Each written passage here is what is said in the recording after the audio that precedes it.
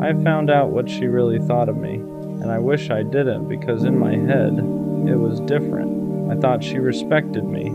I thought she valued me.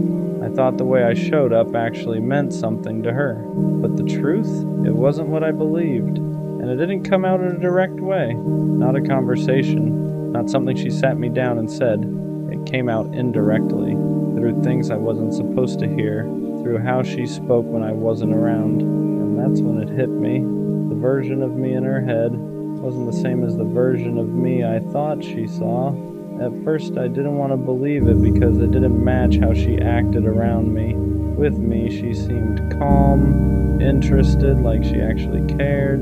But what I heard didn't sound like that version of her at all. It sounded detached, like I wasn't that important, like I was just there. And that's what messes with you. When someone treats you one way to your face and thinks something completely different behind it, because now you don't know what was real, the way she talked to you, or the way she talked about you. And once I heard it, I couldn't unhear it. Every memory started changing. Moments that felt genuine started feeling questionable. Things she said started sounding different in my head, because now I was looking at everything through a new lens, a more honest one. And the more I thought about it, the more it started making sense. Why sometimes her energy felt off. Why sometimes I felt like I was trying harder. Why something always felt slightly uneven. I just didn't want to accept it back then. Because when you care about someone, you don't want to believe they see you differently than you see them. You want to believe it's mutual, that the respect is equal, that the value is the same on both sides. But it wasn't. Not really. Because if she truly saw me the way I thought she did, she wouldn't have spoken about me like that. She wouldn't have minimized what I was giving. She wouldn't have treated my presence like something replaceable. And that's the part that hits your ego. Not in a loud way, in a quiet way. Because now you're not just dealing with losing her. You're dealing with realizing how little you meant in her perspective. While you were taking her seriously, she wasn't taking you the same way, and that imbalance, it hurts more than the ending. For a while I started questioning myself, like maybe I misread everything. Maybe I thought it was deeper than it actually was. Maybe I gave too much meaning to something that wasn't built to hold it, because when someone sees you as less than what you believed, it makes you feel like you got it wrong. But here's what I had to understand. Just because she didn't value me properly, doesn't mean I wasn't valuable. The problem wasn't who I was, it was how she saw me. And you can't control that. You can show up right, you can be real, you can be consistent. But if someone already has a limited view of you, they're going to treat you based on that, no matter how you show up. And that's why nothing I did changed it, because the issue wasn't effort, it was perception. Once I understood that, the pain started shifting. Because now it wasn't about trying to prove something to her anymore. It was about realizing I was giving energy to someone who didn't even see it properly. And that's a different kind of clarity, because it makes you stop chasing, stop explaining, stop trying to be understood by someone who already decided how they see you. And honestly, I'm glad I found out, even though it hurt, because I would have kept going, thinking it was deeper than it actually was, thinking she valued me the way I valued her, and that would have kept me stuck. But the truth, even when it's uncomfortable, it frees you. So yeah, then I found out what she really thought of me, and it wasn't what I expected, but now I see it clearly. The right person doesn't make you question your value. They don't talk about you like you're nothing. They don't treat you like you're replaceable. They see you fully, clearly, and they move accordingly. So I'm not mad at what I found out. I'm just glad I didn't stay blind to it, because now I know one thing for sure. I'd rather know the truth than keep believing something that was never real. She said she needed space, and I believed her, because when someone says that, you don't question it, you respect it, you tell yourself they're overwhelmed, they're figuring things out, they just need time to clear their head. So I gave her that. I didn't chase, I didn't pressure her, I didn't try to force conversations that she clearly wasn't ready to have. I stepped back, because in my head, that's what you do when you care about someone. You don't make things harder for them. You give them room. But what I didn't realize at the time was this. She didn't need space. She just didn't want me. At first I handled it the way you're supposed to. I gave her distance. I stopped texting first. I stopped trying to keep conversations alive. I let the silence sit even when it didn't feel right. Because I thought space meant something temporary. Like a pause. Like something we would come back from. But the silence started stretching longer than it should have. And instead of clarity, it just created confusion. Because when someone genuinely needs space, they don't disappear without direction. They don't leave you guessing. They don't make you feel like you're suddenly a stranger. But that's exactly how it started to feel. And deep down, something didn't sit right. Not because I didn't trust her, but because the energy didn't match what she said. Then little things started adding up.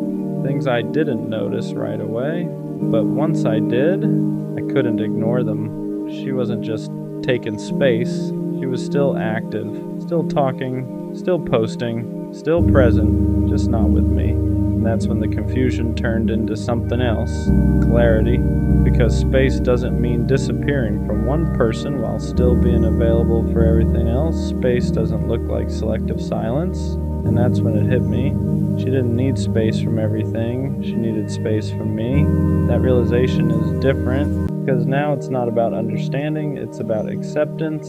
You start replaying everything, trying to figure out when it changed, when her energy shifted, when the connection stopped being something she wanted to maintain. Because if it was really about space, she would have come back, she would have explained, she would have made it clear where things stood, but she didn't. She just faded and let the silence say what she didn't want to say directly. And the truth is, space is one of the easiest ways to leave without saying you're leaving. It sounds soft, it sounds understandable, it doesn't create conflict, but sometimes it's just distance in disguise. A way to slowly step out without having to take responsibility for ending it. And I didn't want to see it like that at first, because believing her felt easier than accepting what was actually happening. Because if I accepted it, then I had to admit something I wasn't ready for, that I wasn't someone she was trying to hold on to. I was someone she was slowly letting go of. And that's a different kind of pain, because it's quiet. There's no argument, no clear ending, just distance that keeps growing until you finally understand what it means. For a while I kept thinking she'd come back, that once she had her space, things would go back to how they were, because when something feels real, you don't expect it to end like that. You expect a conversation, closure, something, but sometimes the absence is the answer, and that's what I had to learn the hard way. And once I stopped waiting, everything started making more sense, because I wasn't confused anymore. I wasn't questioning where I stood. I wasn't trying to interpret silence. I just saw it for what it was. She didn't need time. She made a decision, just not one she wanted to say out loud. And yeah, that hurt, not just because she left, but because of how she did it. Because honesty would have been easier to respect, clarity would have been easier to accept, but instead, I was left trying to understand something that was never explained, and that kind of ending stays with you for a while. So yeah, she said she needed space, but what she really needed was distance from me, and now I understand something clearly. The right person doesn't disappear to figure out if they want you. They don't leave you in silence, they don't make you question everything. They communicate, they stay, they choose.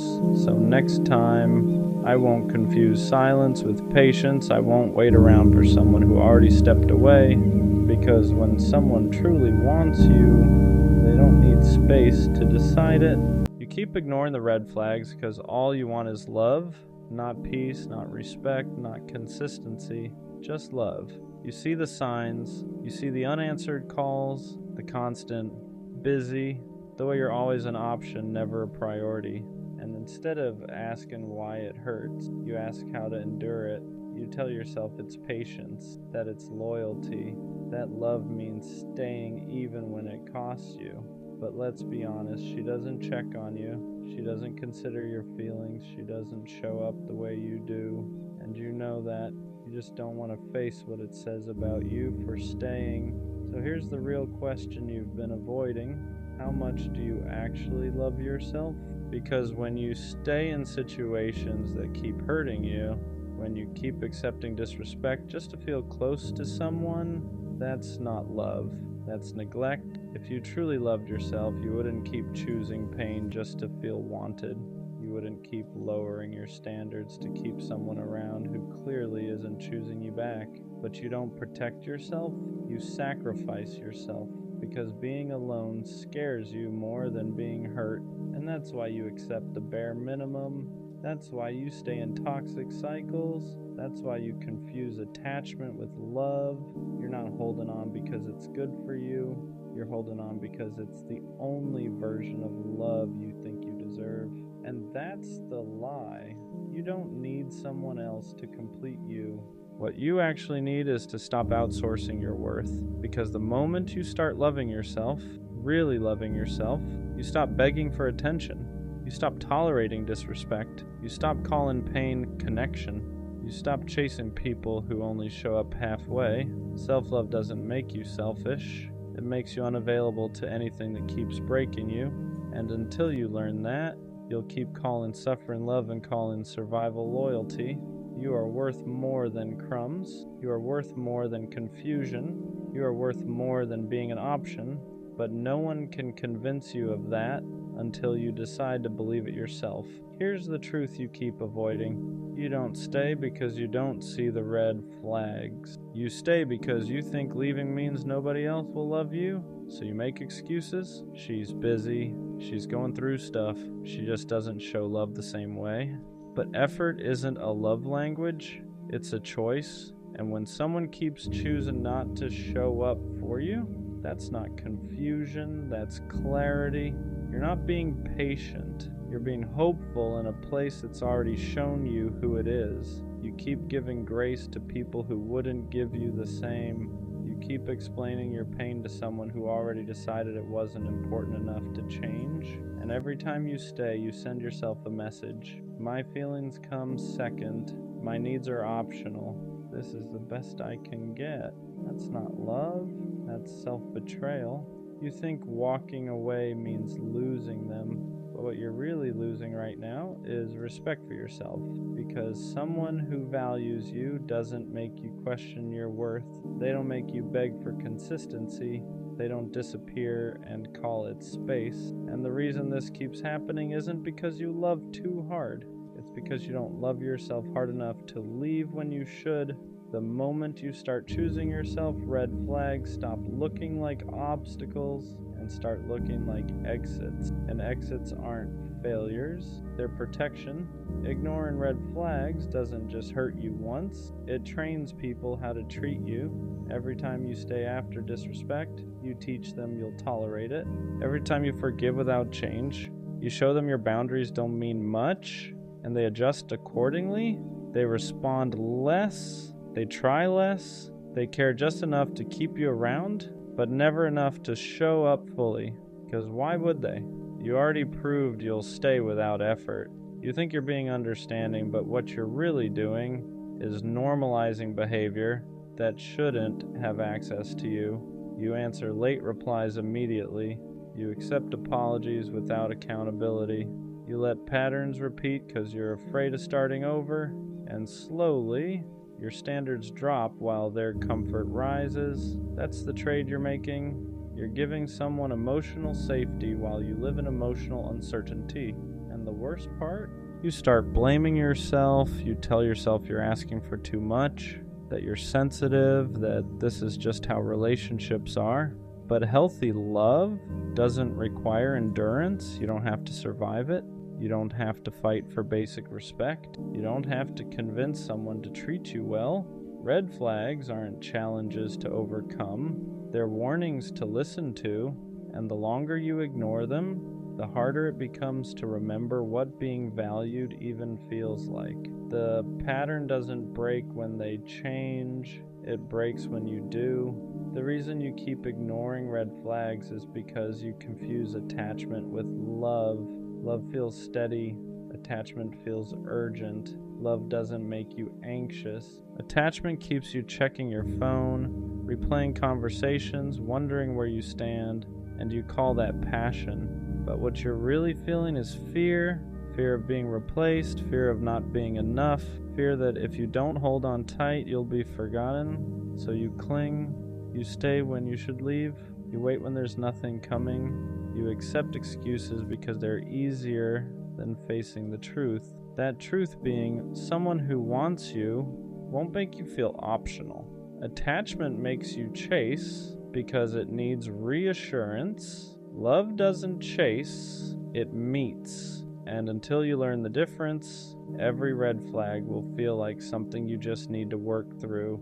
You'll keep calling distance space, disrespect miscommunication, inconsistency timing, but your body already knows that tight feeling in your chest, that constant unease, that feeling of giving more than you're getting. That's not love warning you to try harder. That's your self-respect telling you to stop. You don't need clearer signs, you don't need closure, you don't need one more conversation. You need the courage to admit that attachment is keeping you stuck in places love would never ask you to stay.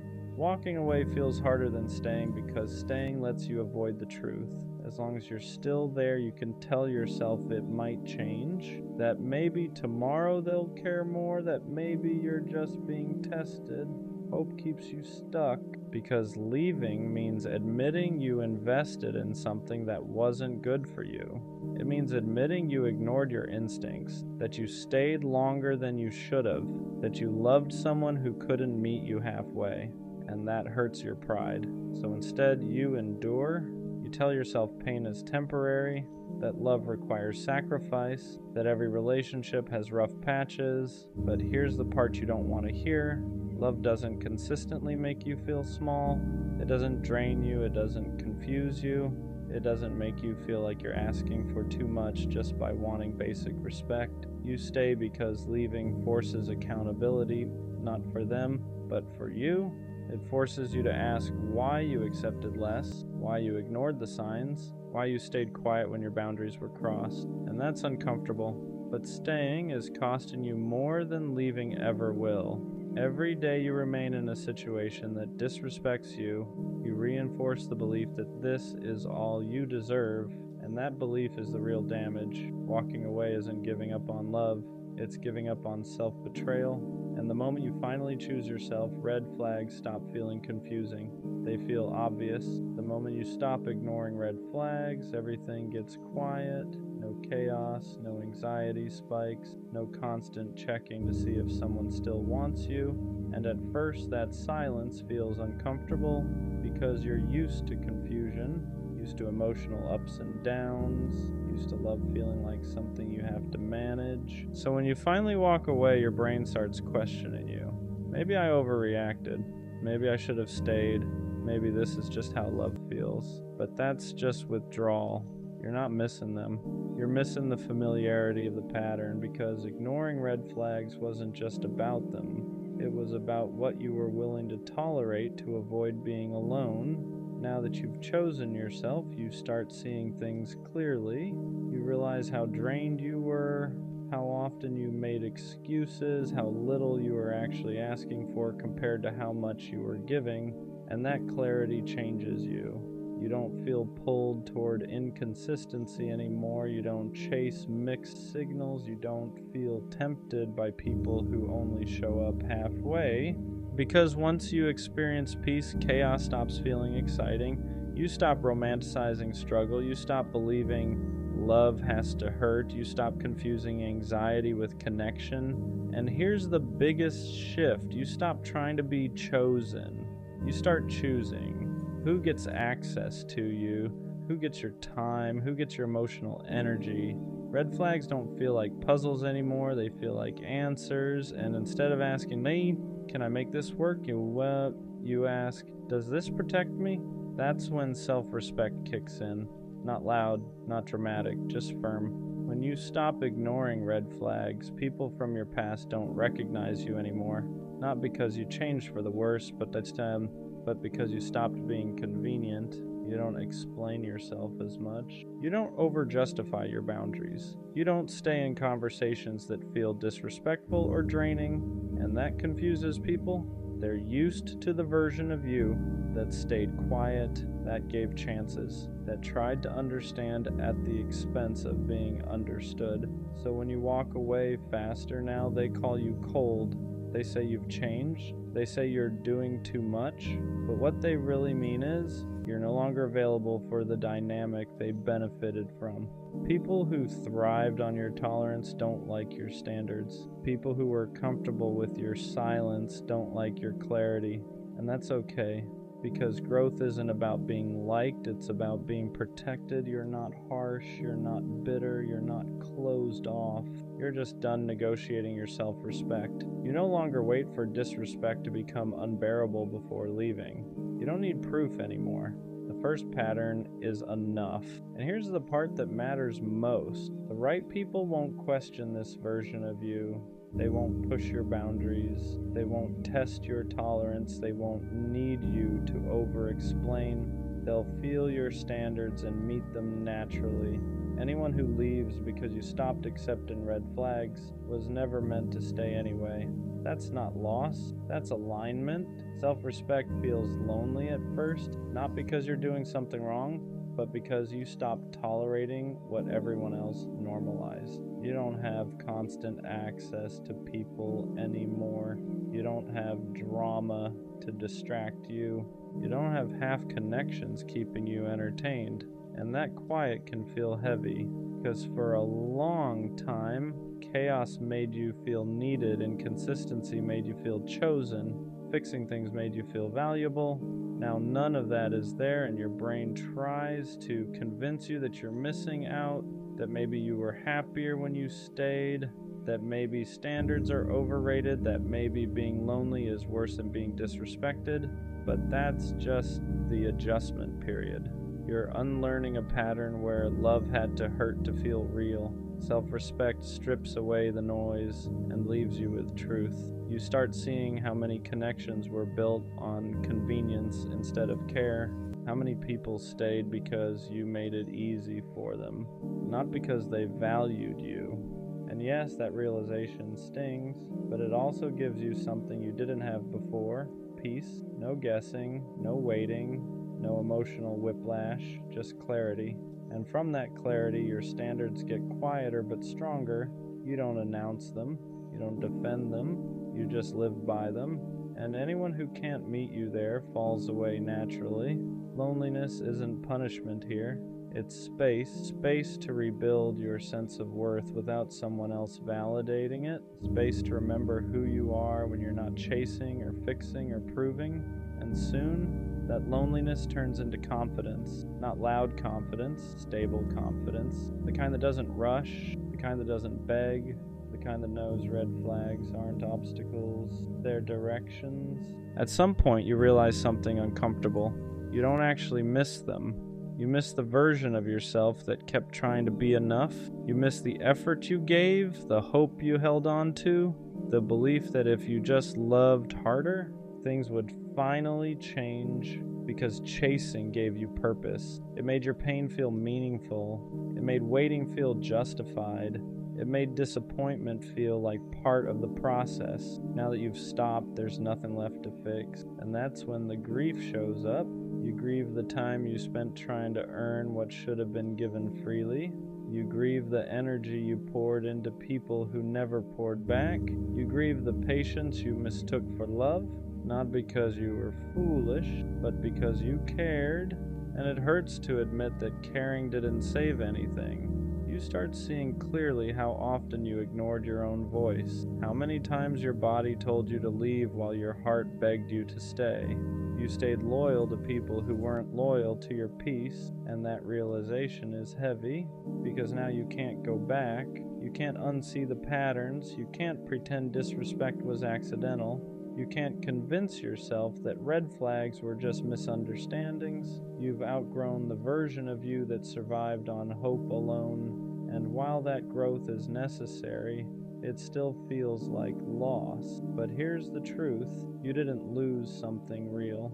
You let go of something that only existed because you kept tolerating it. And the more distance you get, the clearer it becomes. What you were missing wasn't love, it was self-respect. Ignoring red flags was never about love, it was about not wanting to choose yourself. Because choosing yourself meant walking away without guarantees, without reassurance, without someone else filling the silence, so you stayed. You told yourself love takes patience, that people need time, that your pain was just part of the process, but deep down, you knew the truth. You weren't staying because it felt right. You were staying because leaving felt terrifying. Terrifying to be alone, terrifying to admit you deserved better, terrifying to sit with the idea that you chose someone who couldn't choose you back, though you ignored the signs. Not because you didn't see them, but because seeing them meant action, and action meant accountability. But here's what finally clicks: red flags don't hurt you, ignoring them does. Every time you stayed, you taught yourself that your needs were optional. Every time you excused behavior, you taught yourself that love should be endured. Every time you waited for change, you delayed your own growth. And that cycle doesn't end when someone finally treats you right. It ends when you stop accepting what treats you wrong. Choosing yourself doesn't mean you stop wanting love. It means you stop betraying yourself just to keep it. It means you walk away sooner. You trust discomfort. You listen the first time something feels off. Not because you're cold, but because you're done confusing pain with connection. And once you reach this point, red flags don't feel complicated anymore. They feel clear. You don't argue with them. You don't negotiate with them. You don't try to turn them green. You leave because now you understand something you didn't before. Being alone is temporary, self-betrayal is cumulative, and you're no longer willing to pay that price. That's not bitterness, that's self-respect, and that's where the cycle finally ends. I'm romantic. I believe in effort, in choosing someone daily, in love that feels intentional, not accidental, but I'm not naive anymore. I don't confuse chemistry with commitment. I don't mistake words for consistency. I don't fall in love with potential and ignore reality to protect the fantasy. That version of me is gone. Being romantic doesn't mean I overlook red flags. It doesn't mean I excuse disrespect. It doesn't mean I stay just because I feel deeply. It means I love with awareness now. I still want connection, still want intimacy, still want something real, but I'm no longer willing to sacrifice my peace just to keep a feeling alive. I know the difference now between someone who feels good and someone who is good for me. I know the difference between affection and effort, between attention and intention, and I don't chase illusions anymore. I won't romanticize someone who can't show up consistently. I won't soften the truth to protect a story I wanted to believe in. I can be tender and still have boundaries, hopeful and still realistic. Romantic doesn't mean blind. It means I care deeply, but I pay attention. And this time I don't fall in love at the expense of myself.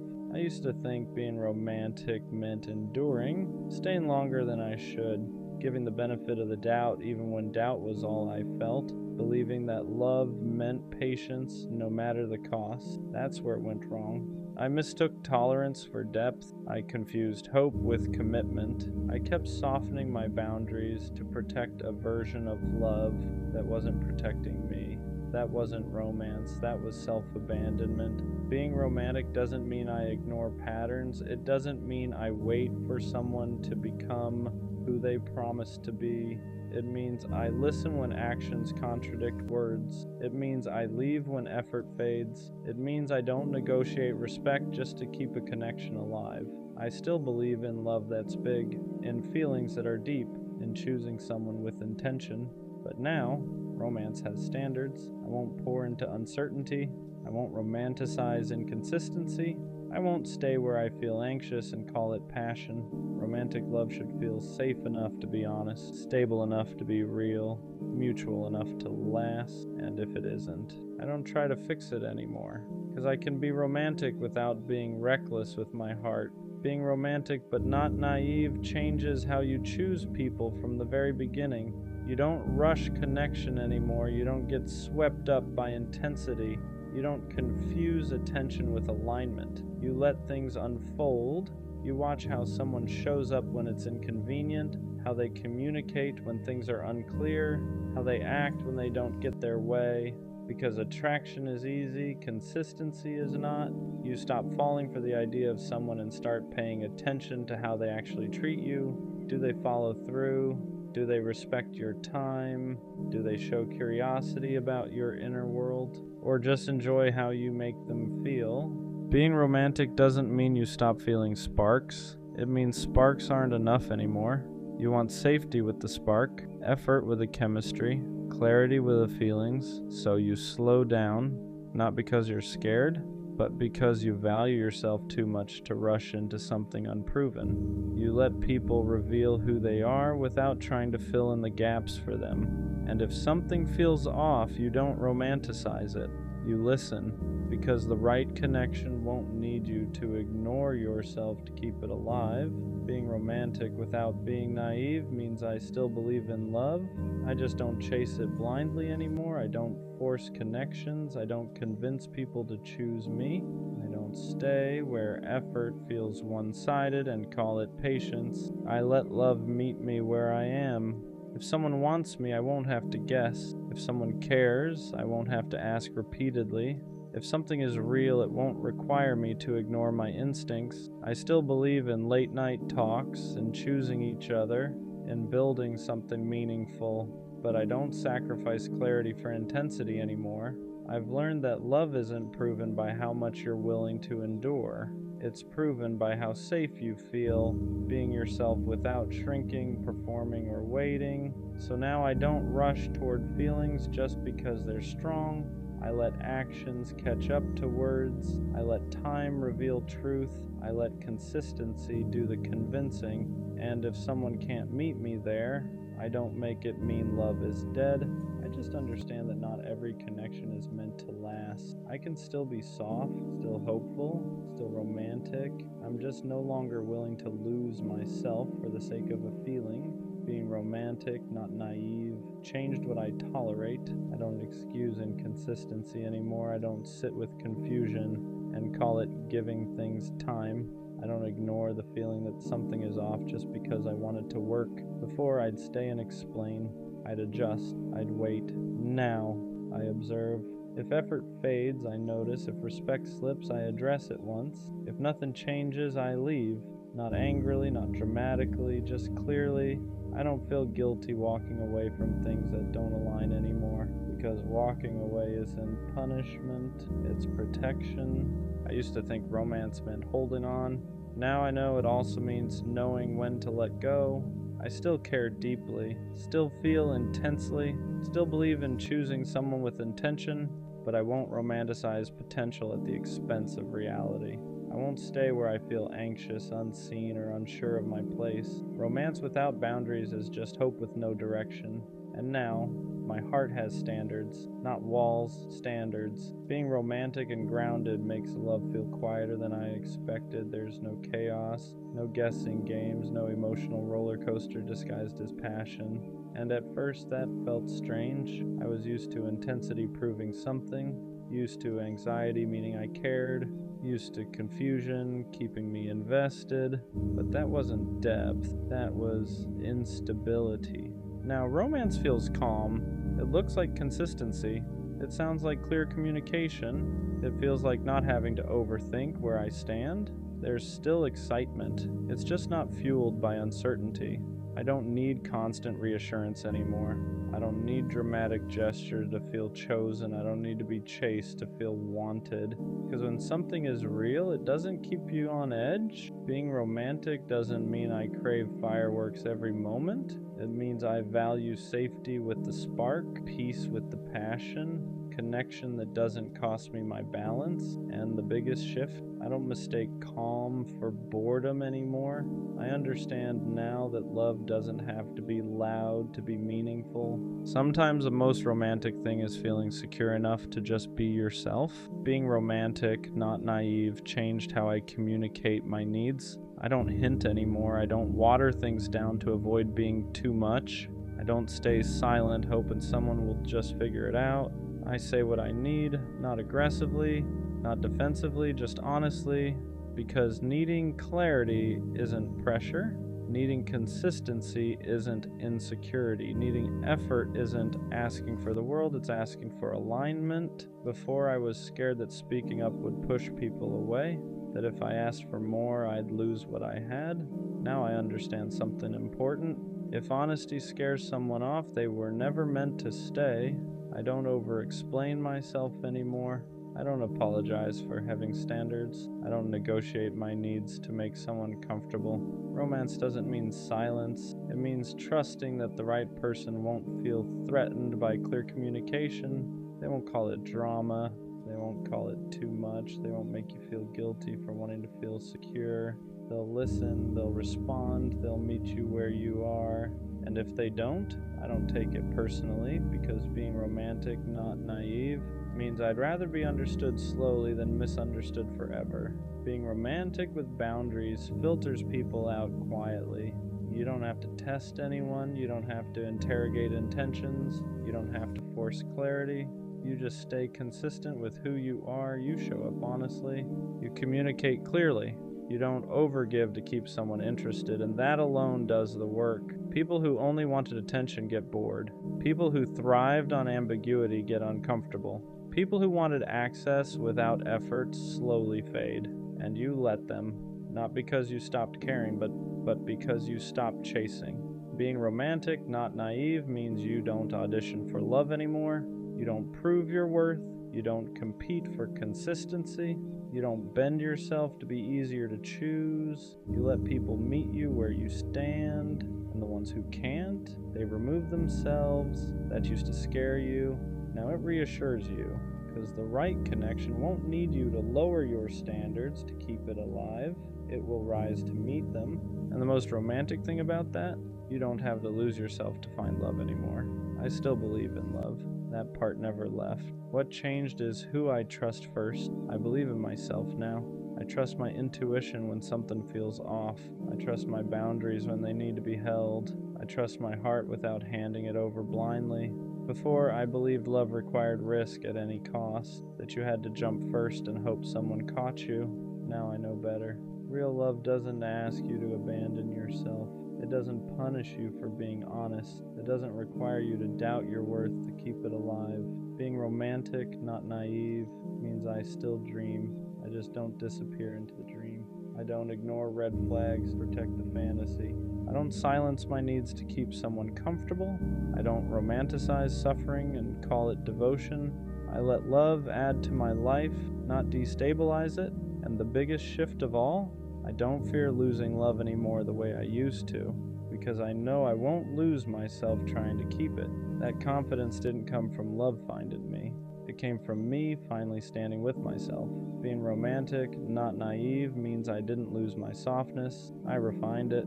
I still believe in love that's intentional, in effort that's mutual, in choosing someone without hesitation or games, but I no longer confuse love with endurance. I won't stay where I feel uncertain. I won't fight for clarity.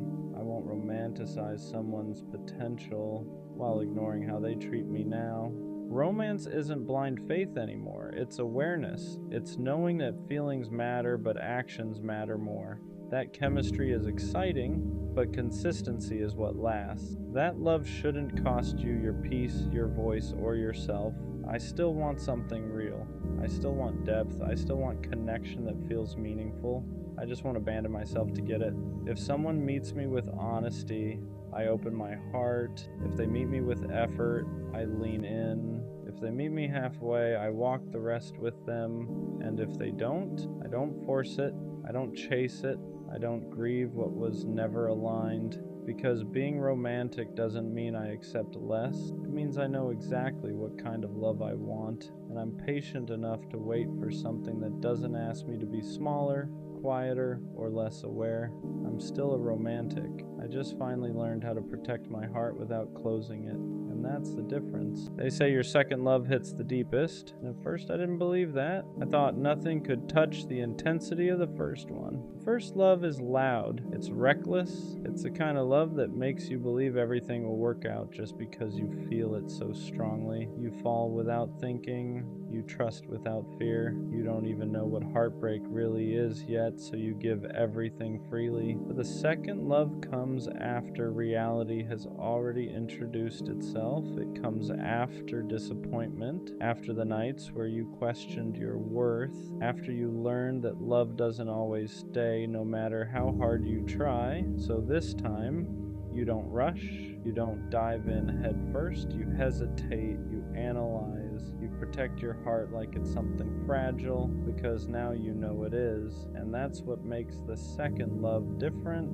You don't love blindly anymore, you love intentionally, you pay attention to effort, to consistency, to how someone treats you when it's inconvenient, not just when it's easy. You're still scared, but you're braver in a quieter way. You open up slowly, piece by piece, hoping you won't regret it again. And somehow, it still means more than you expected, because after being broken once, feeling safe again hits different. Feeling chosen without having to beg hits different. Being loved without chaos feels almost unfamiliar at first. You keep waiting for the catch. For the moment it all falls apart, but it doesn't, at least not right away. The second love isn't about butterflies in your stomach. It's about calm in your chest. It's about being understood without having to explain yourself over and over. It's about not feeling anxious when your phone is quiet.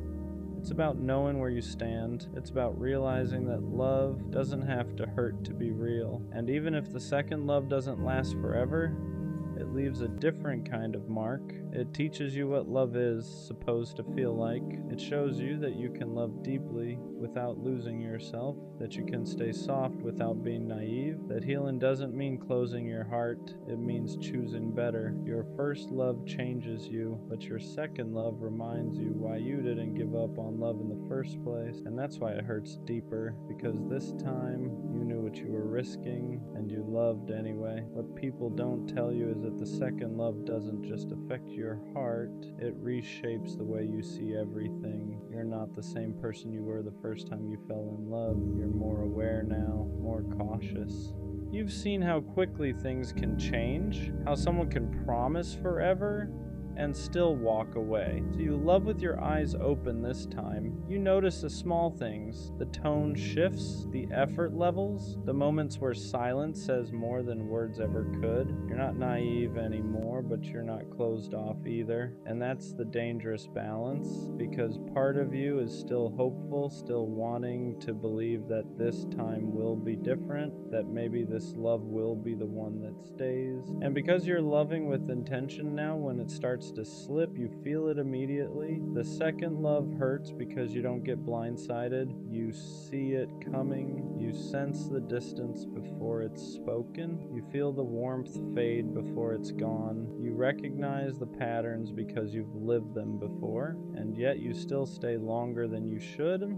Not because you're desperate, but because you understand love better now. You know relationships aren't perfect. You know people struggle. You try to be patient. You try to communicate. You try to fix instead of flee. That's what makes it cut deeper when it ends. Because you didn't love blindly. You loved consciously. You loved knowing the risk.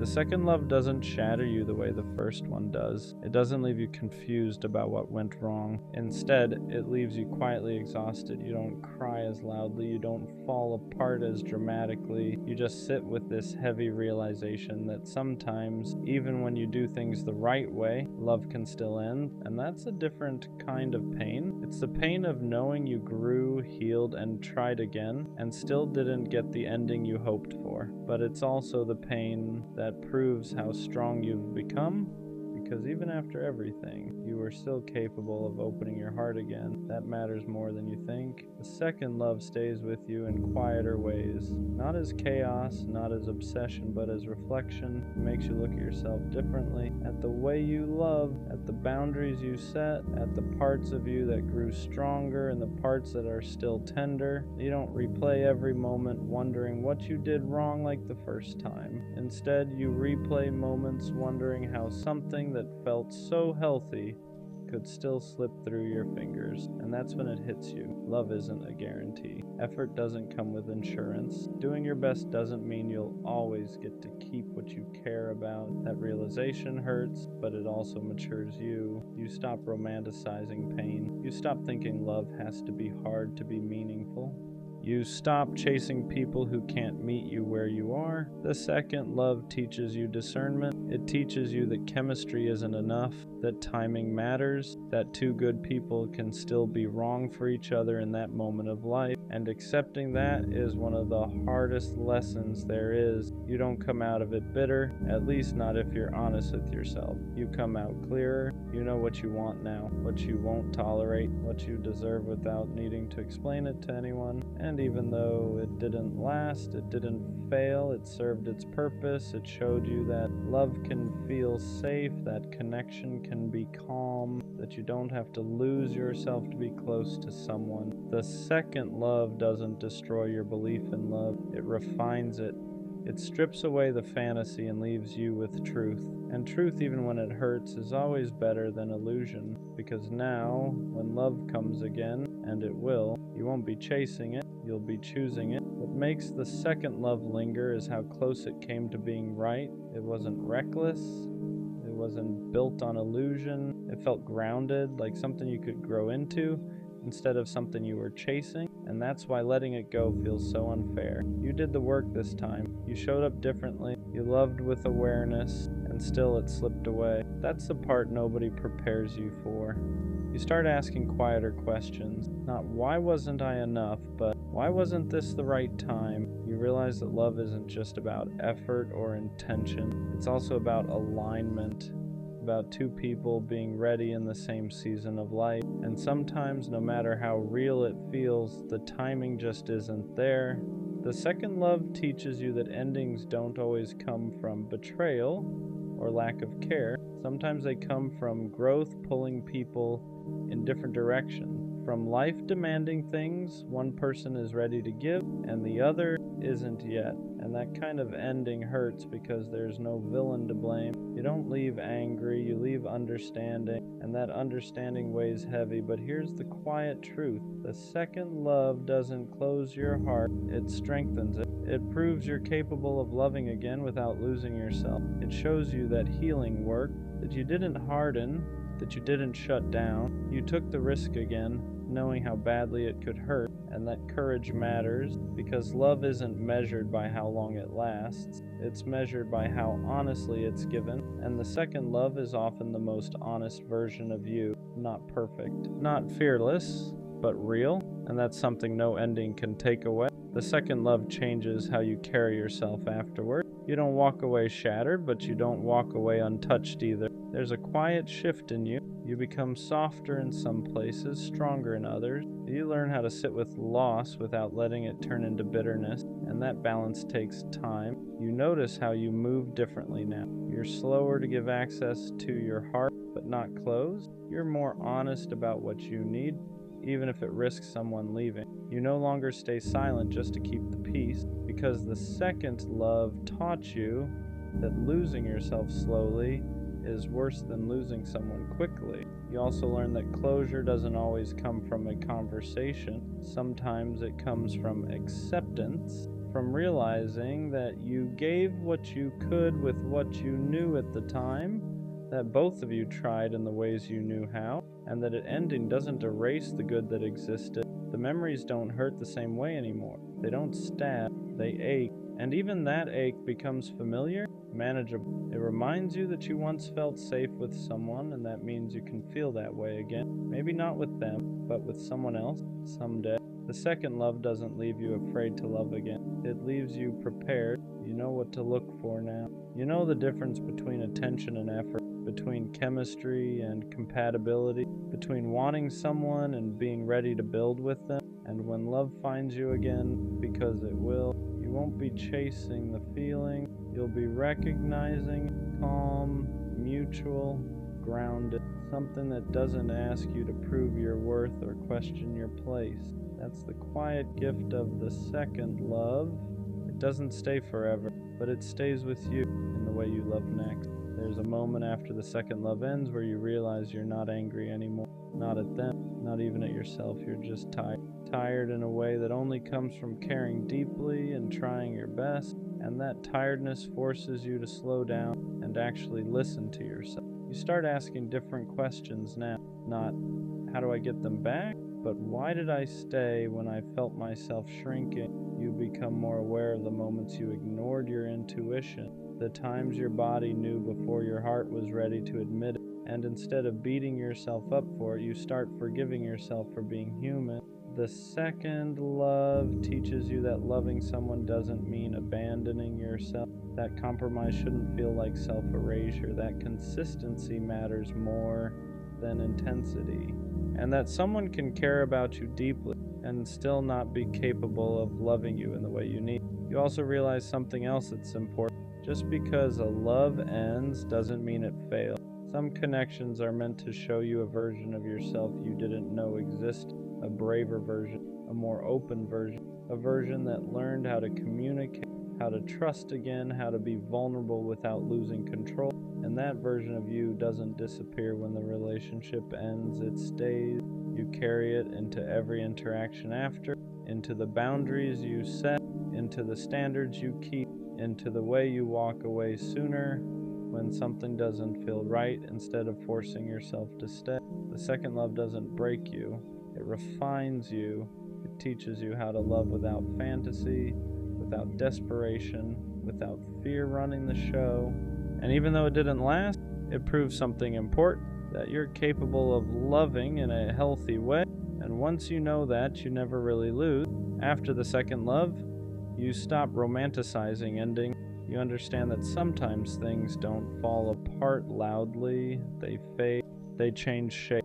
They quietly reach a point where staying would mean forcing something that's no longer aligned, and accepting that takes more strength than holding on ever did. You learn how to grieve without dramatizing. You let yourself miss them without wishing to undo the ending. You don't demonize what you adjust to make letting go easier. You honor it for what it was, meaningful, imperfect, and real. That kind of honesty with yourself is growth. You also become more intentional with your energy. You don't over-explain your feelings to people who aren't listening. You don't overextend yourself to prove your worth. You save your softness for those who handle it with care. Because the second love taught you how valuable that softness actually is, and slowly, without forcing it, you start to feel whole again. Not because someone replaced them, but because you learned how to stand on your own with everything you gained from loving. You realize that love didn't take anything from you. It gave you clarity, depth, emotional intelligence you didn't have before. The second love doesn't leave you empty, it leaves you wiser. You understand now that love isn't about avoiding pain. It's about choosing something real, knowing it could hurt, and still showing up with honesty. And when you're able to do that without losing yourself, that's when love becomes something powerful instead of fragile. You're not the same person you were before them. You're better prepared for what comes next. The second love stays with you not as pain, but as proof that your heart didn't close after being hurt. Proof that you didn't let fear turn you cold. Proof that even after disappointment, you were still willing to try again. And that matters more than whether it lasts, because the goal was never to avoid heartbreak forever. The goal was to love without losing yourself. And the second love showed you that you could do that. You could be open without being reckless, vulnerable without being naive. You learned how to love with balance, and one day when love comes again, you'll feel the difference immediately. It won't feel rushed, it won't feel heavy, it won't feel like you're walking on eggshells or trying to prove your value. It'll feel mutual, steady, easy in a way that doesn't scare you. You won't be chasing a feeling anymore. You'll be choosing a person, and that's the quiet beauty of the second. It doesn't promise forever, it prepares you. It teaches you that love doesn't need to hurt to be meaningful, and that peace is just as powerful as passion. So if your second love didn't last, don't mourn it like a failure. See it for what it really was. A turning point, a lesson, a reminder that your heart is still capable of real connection. The first love opens your heart. The second love teaches it how to stay open. And whatever comes next, you'll be ready. She chose him over me. And the crazy part is, it didn't happen in one moment. It happened slowly. At first it was small things. Her replies got shorter. Her attention started drifting. The way she used to look at me started changing. Not dramatically, just enough that something felt off. But when you love someone, you don't immediately assume the worst. You assume they're stressed, busy, tired. You give them the benefit of the doubt. So I stayed patient. I stayed consistent. I kept showing up the same way I always did. Because when I commit to someone, I don't suddenly change just because things get complicated.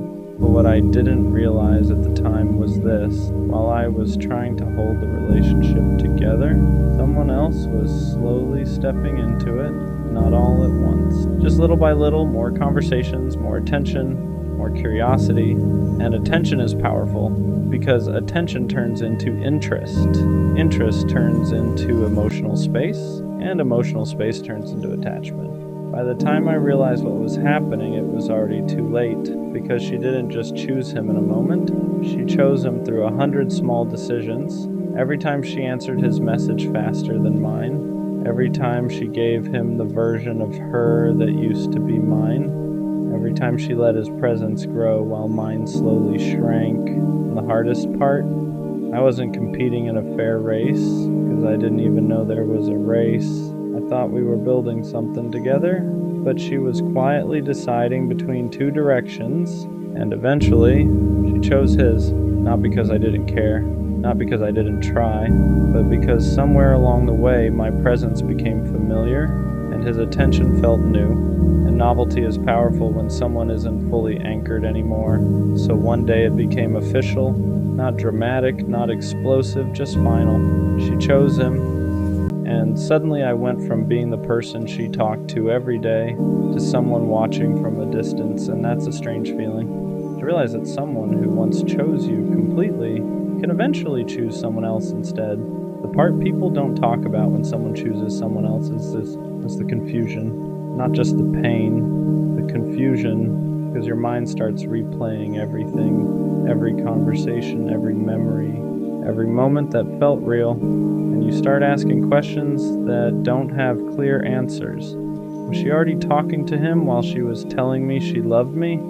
Did she start losing feelings months before I noticed? Was I fighting for something that had already quietly ended? Because when someone chooses another person, it doesn't just break your heart, it rewrites your memories. You start looking back at moments that once felt normal and wondering if they meant something else. That night she seemed distant. That time she smiled at her phone. That random argument that came out of nowhere.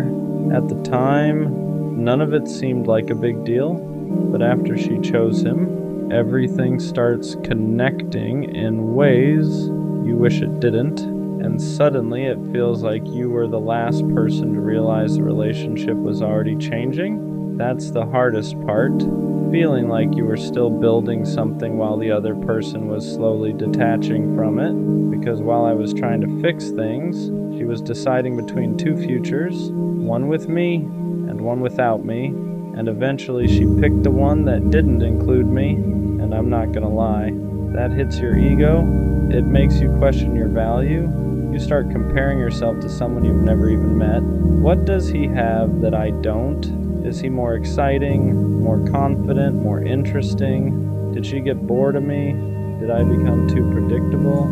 Your mind searches for reasons because your heart needs an explanation. But sometimes the truth is uncomfortable. Sometimes people don't leave because you weren't enough. Sometimes they leave because someone new made them feel something different.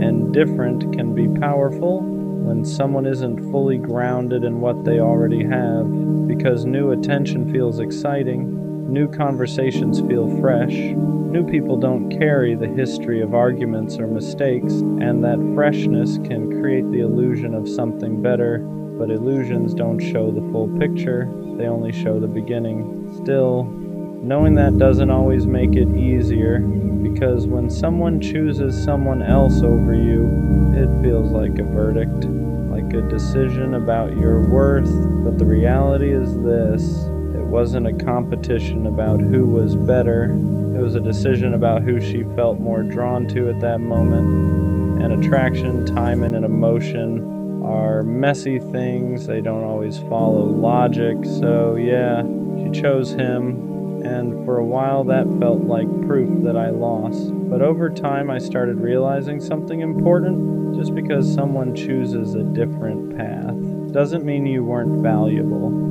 Sometimes it just means they weren't meant to stay on yours. The hardest part about her choosing him wasn't just losing her. It was realizing I couldn't compete with something I never saw coming because I was focused on us. I wasn't looking around for other options. I wasn't measuring her against someone new. I wasn't wondering if someone else could replace her. I was invested fully. So when I found out she chose him, it felt like the ground shifted under something I thought was stable. And stability is something you don't question until it disappears. When things feel secure, you stop worrying about losing them. You assume the foundation is strong, but sometimes what feels strong to you is already cracking for someone else. And the scary part is you don't always see those cracks when they start forming. Because they don't begin as huge problems, they begin quietly. Less excitement in conversations, less curiosity about your day, less emotional presence, tiny changes that seem harmless at first, but those small shifts slowly create emotional distance. And distance creates space, and space is where someone new can enter.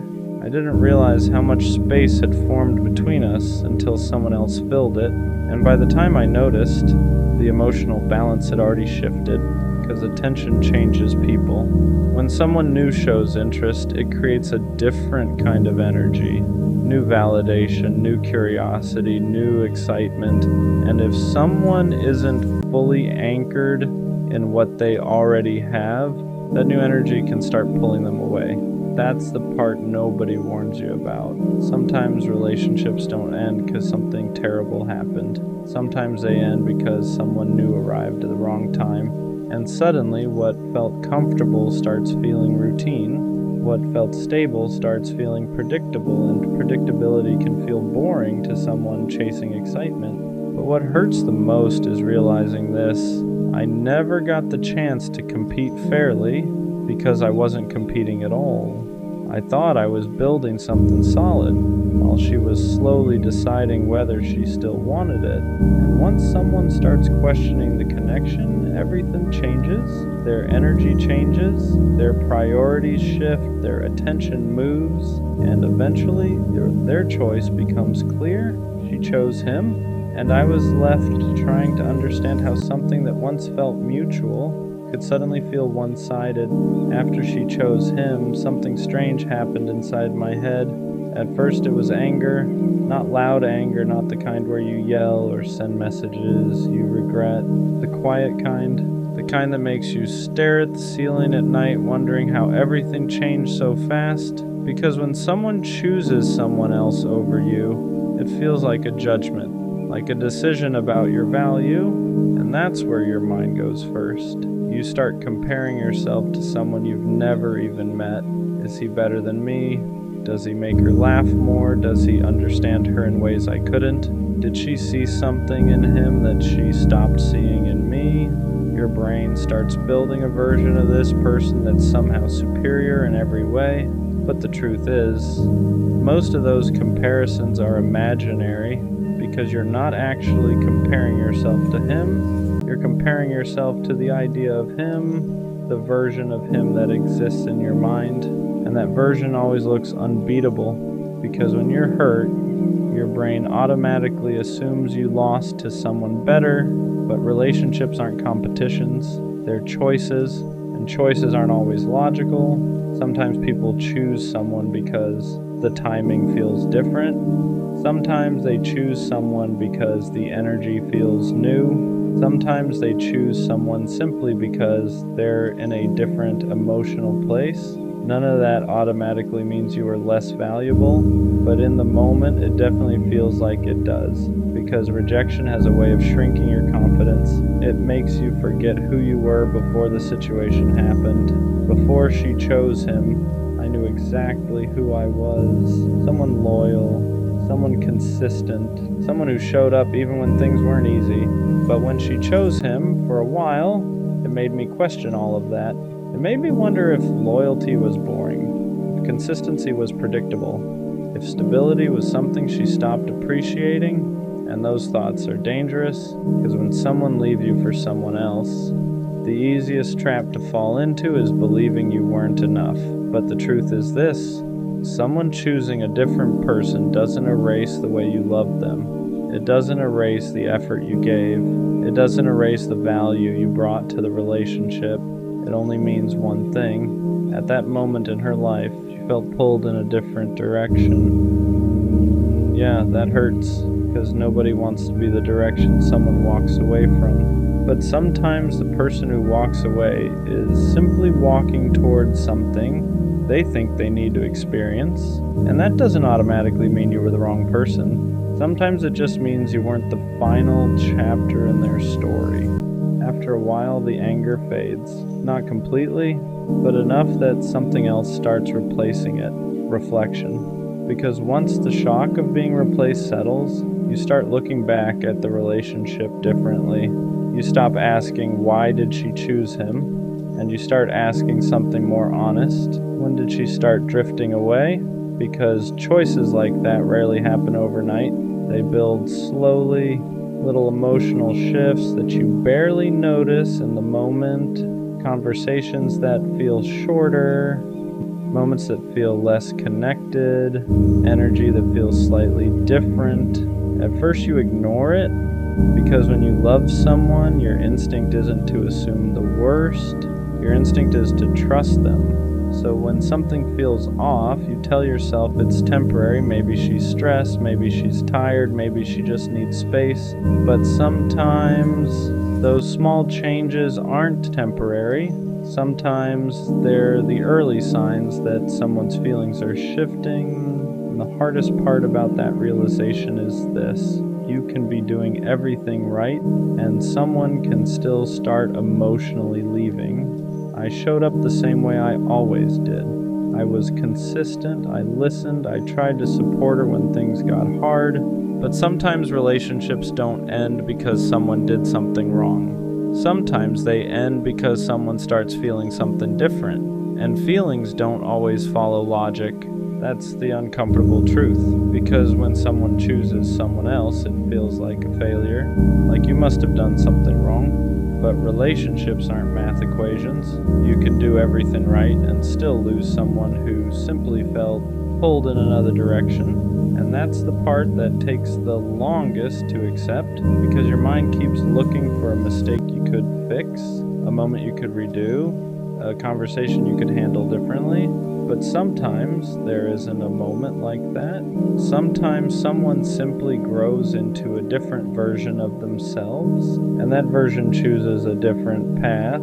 And yeah, that realization hurts, because it means you can't undo it. You can't argue someone back into choosing you. You can't compete for someone who already decided. Once someone makes that choice, the only thing left for you to do is face the reality of it. She chose him. And for a while that felt like the end of my story, but eventually I realized something important. It was just the end of that chapter. After enough time passes, the pain starts changing shape. It's still there, but it's quieter. Not because what happened didn't matter, but because you slowly start seeing the situation from a different angle. At first, when she chose him, it felt like I lost. Like I had been replaced, like everything I gave somehow wasn't enough to make her stay. But the longer I sat with that feeling, the more I started realizing something important. Being chosen isn't something you can force. No amount of effort can make someone choose you if their heart is leaning somewhere else. And that's a hard truth to accept, because when you love someone, you want to believe effort is enough. You want to believe loyalty matters. You want to believe consistency will eventually win. But sometimes the person you're giving all of that to is already drifting emotionally. And when someone's heart starts drifting, effort doesn't pull them back the way you hope it will. It just delays the inevitable. Looking back now, I started noticing things I didn't fully understand at the time. Moments where she felt distant, moments where the connection felt slightly different.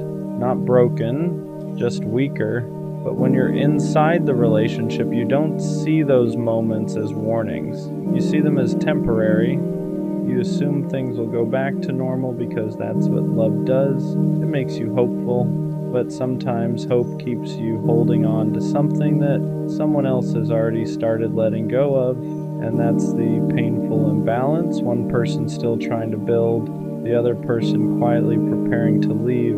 So when she finally chose him, it felt sudden to me, but maybe for her that decision had been forming long before the moment it actually happened, and realizing that helped me understand something I didn't want to accept at first.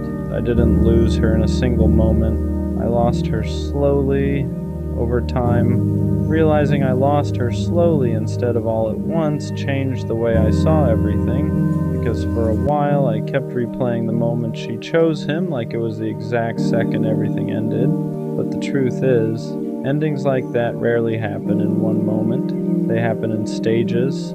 First the energy changes, then the attention shifts, then the emotional connection weakens, and eventually the decision just confirms what was already happening beneath the surface. Looking back, I started seeing things more clearly.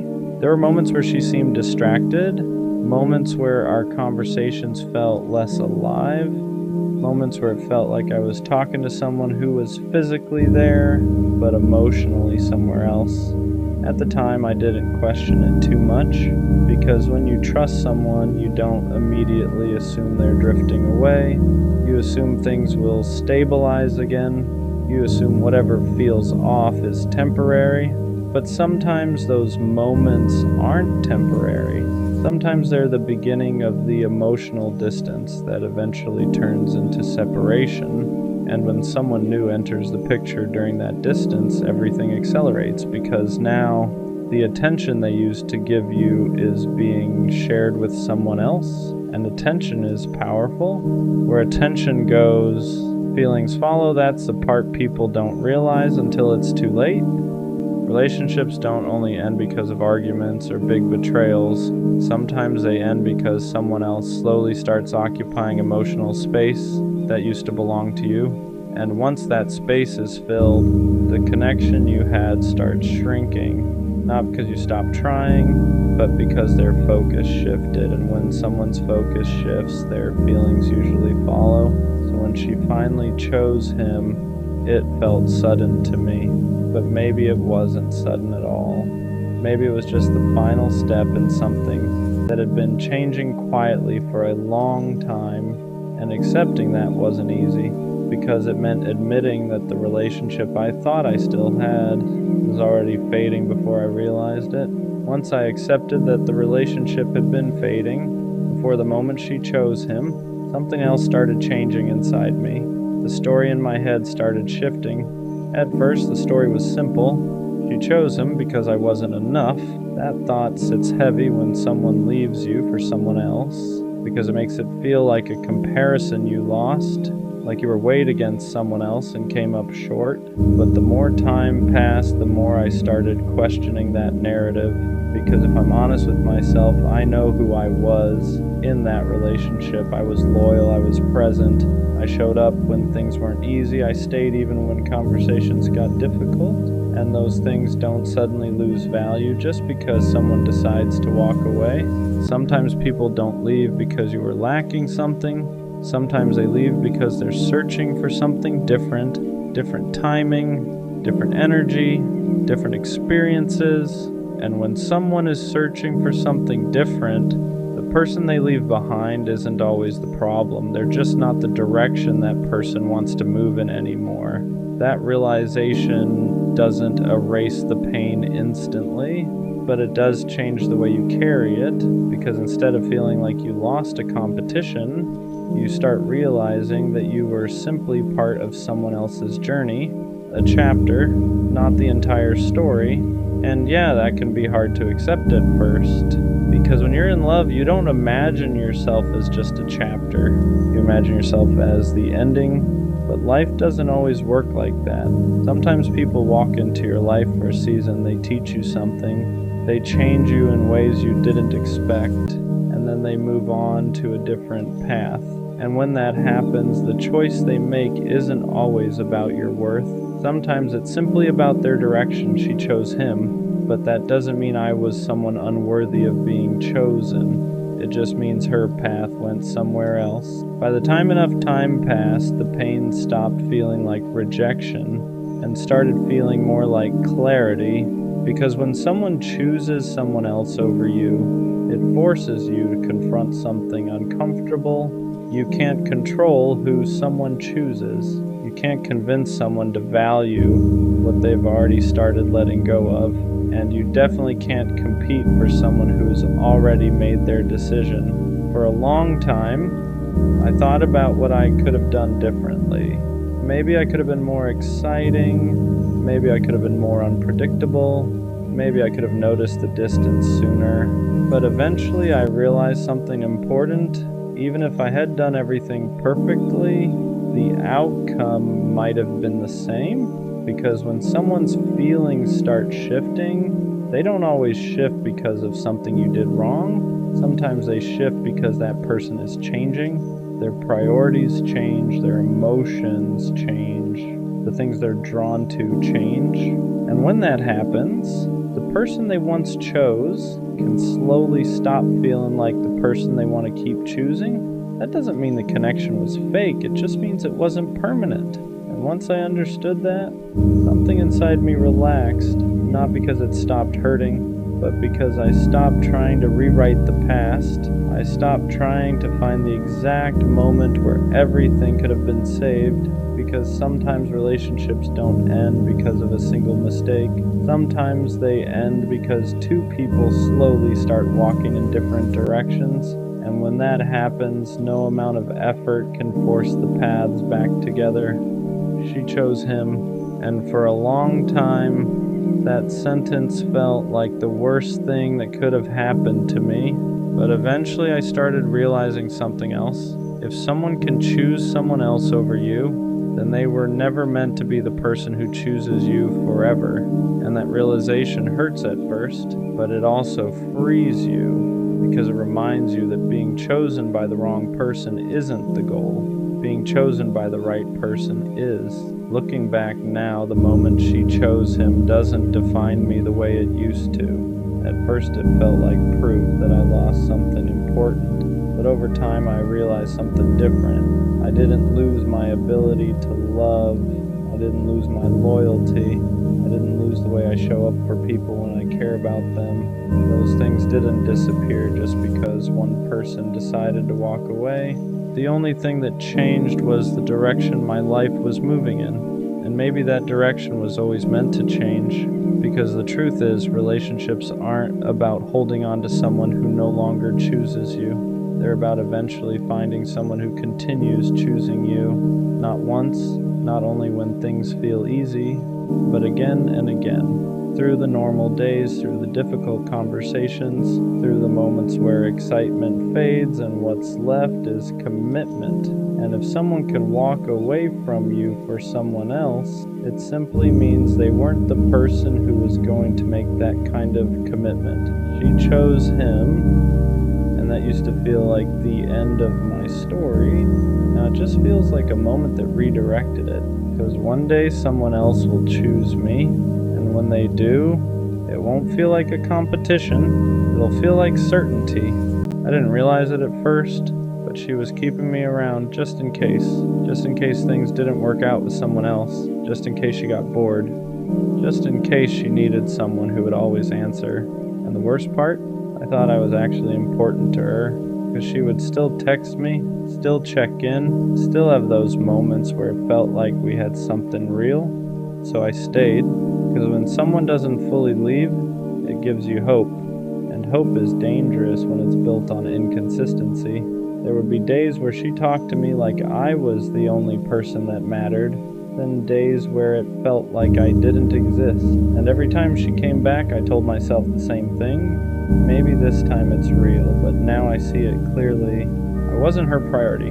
I was her backup plan. The confusing part about being someone's just in case is that it doesn't feel obvious. It doesn't feel like rejection. It feels like almost consistent, almost real, almost something worth holding on to, because she never fully disappeared. She would come back, random messages, random conversations, random moments where it felt like everything was normal again. And every time that happened, it reset everything in my head. It made me forget the distance, forget the inconsistency, forget the fact that I only heard from her when it was convenient, because those moments felt real. And when something feels real, you don't question it, you lean into it. But what I didn't realize was this: she wasn't coming back because she chose me. She was coming back because she needed something. Attention, comfort, familiarity, and I was always there to give it. That's what kept me in the cycle, because I wasn't being rejected, I was being reused. The more I looked at it honestly, the more the pattern became clear. I wasn't part of her life consistently. I was part of her life conveniently. She would show up when things felt off for her, when she needed someone to talk to, when she needed to feel like someone still cared. And every time I was there, not questioning it, not hesitating, just showing up the same way I always did. Because in my head, I thought consistency would eventually turn into something real. I thought if I stayed long enough, showed enough, proved enough, she would finally choose me. But now I see it differently. I wasn't building something with her. I was maintaining a position she never fully committed to. And that's the hardest part, realizing you were giving real effort to something that was never real in the same way. There's something subtle about being kept just in case. It doesn't destroy you all at once, it slowly drains you, because you're always in between, not fully chosen, not fully let go, just there. And that in-between space is confusing, because you don't know how to act. Do you pull back? Do you stay consistent? Do you treat it like something serious or something temporary? So you end up doing what I did. You stay, you give, you hope. Because every time she came back, it felt like confirmation that I still mattered. But what I didn't understand was this: being remembered isn't the same as being chosen. Just because someone comes back to you doesn't mean they value you the way you think they do. Sometimes it just means you're available. The turning point for me wasn't when she left. It was when I started paying attention to when she came back. Because it was never random. It was always when something else in her life wasn't working. When she felt bored. When she felt alone. When she needed someone to fill that gap. That's when I would hear from her again. And at first I didn't connect those dots. I just saw it as her coming back. But once you see the pattern, you can't unsee it. You realize you're not part of her routine. You're part of her fallback. And that changes everything. Because now it's not about misunderstanding the connection. It's about understanding your position in it. And my position was never first, never consistent, just there when she needed me. Once I accepted that, the situation stopped feeling confusing and started feeling clear. Painful, but clear, because now I understood why the connection never felt stable, why I was always questioning things, why it felt like I was holding on to something that kept slipping. It wasn't because I wasn't doing enough, it was because she was never fully in. You can't build something stable with someone who only shows up part-time. You can't create consistency with someone who treats you like an option. And I was trying to turn something temporary into something permanent. That's why it never worked. For a while I blamed myself. I thought maybe if I had pulled back sooner, maybe if I acted less available, maybe if I made her miss me more, things would have been different. But the truth is, people who see you as just in case don't suddenly turn you into a priority. They just adjust how often they come back. That's it. And once I understood that, I stopped trying to change how she saw me, because the problem wasn't what I was doing, it was how she valued me. And you can't force someone to value you correctly. That's when I had to be honest with myself. I wasn't stuck because of her. I was stuck because I kept accepting that position. I kept answering, kept showing up, kept giving her access to me whenever she decided to come back. And every time I did that, I reinforced the same thing, that I would always be there no matter how inconsistent she was. And once you allow that pattern, it becomes the expectation, not the exception.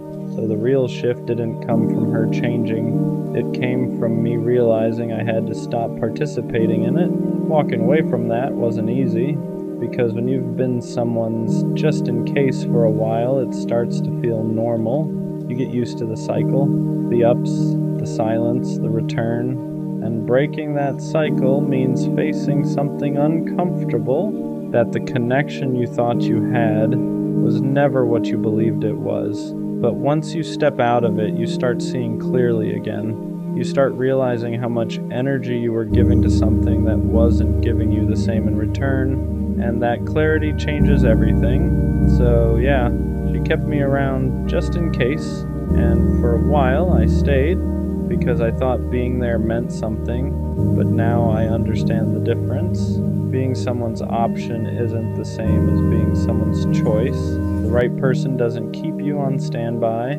They don't come and go. They don't leave you guessing about where you stand. They choose you, clearly, consistently, without hesitation. And next time, I won't stay in a position where I feel like I'm waiting to be picked, because I'm not here to be someone's just in case. I'm here to be someone's only choice.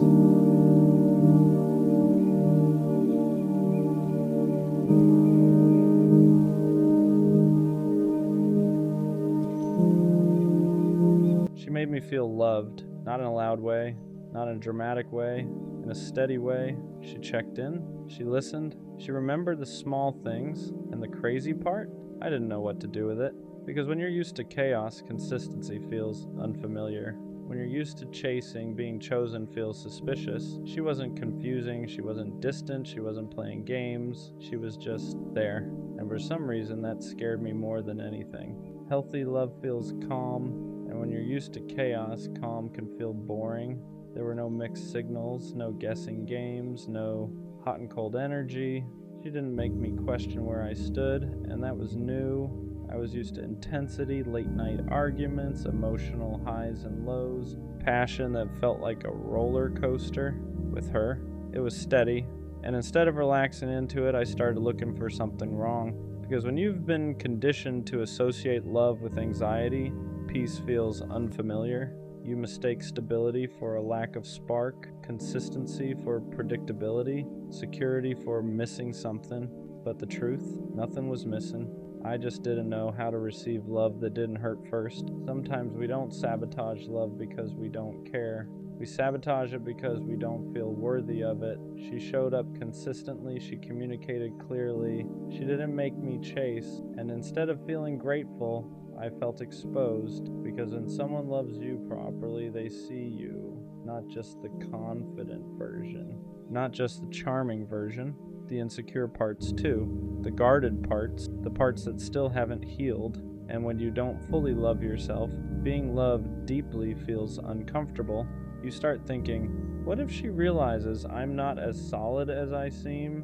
What if she expects more than I can give? What if I mess this up? So you create distance first, you act unsure, you slow down, you convince yourself the timing isn't right, not because she wasn't enough, but because you didn't feel like you were. I told myself it wasn't the right time, that I needed to focus on myself, that I wasn't in the right headspace, that something felt off, but if I'm being honest, nothing was off. I was just scared of being responsible for something real. Scared of being consistent, scared of not being able to hide behind confusion anymore. Because when someone loves you right, there's no chaos to blame, no mixed signals to point at, no drama to distract you. It's just clarity. And clarity means accountability. I couldn't say she didn't show up. She did. I couldn't say she wasn't serious. She was. So the only thing left to question was myself. And that's harder than walking away.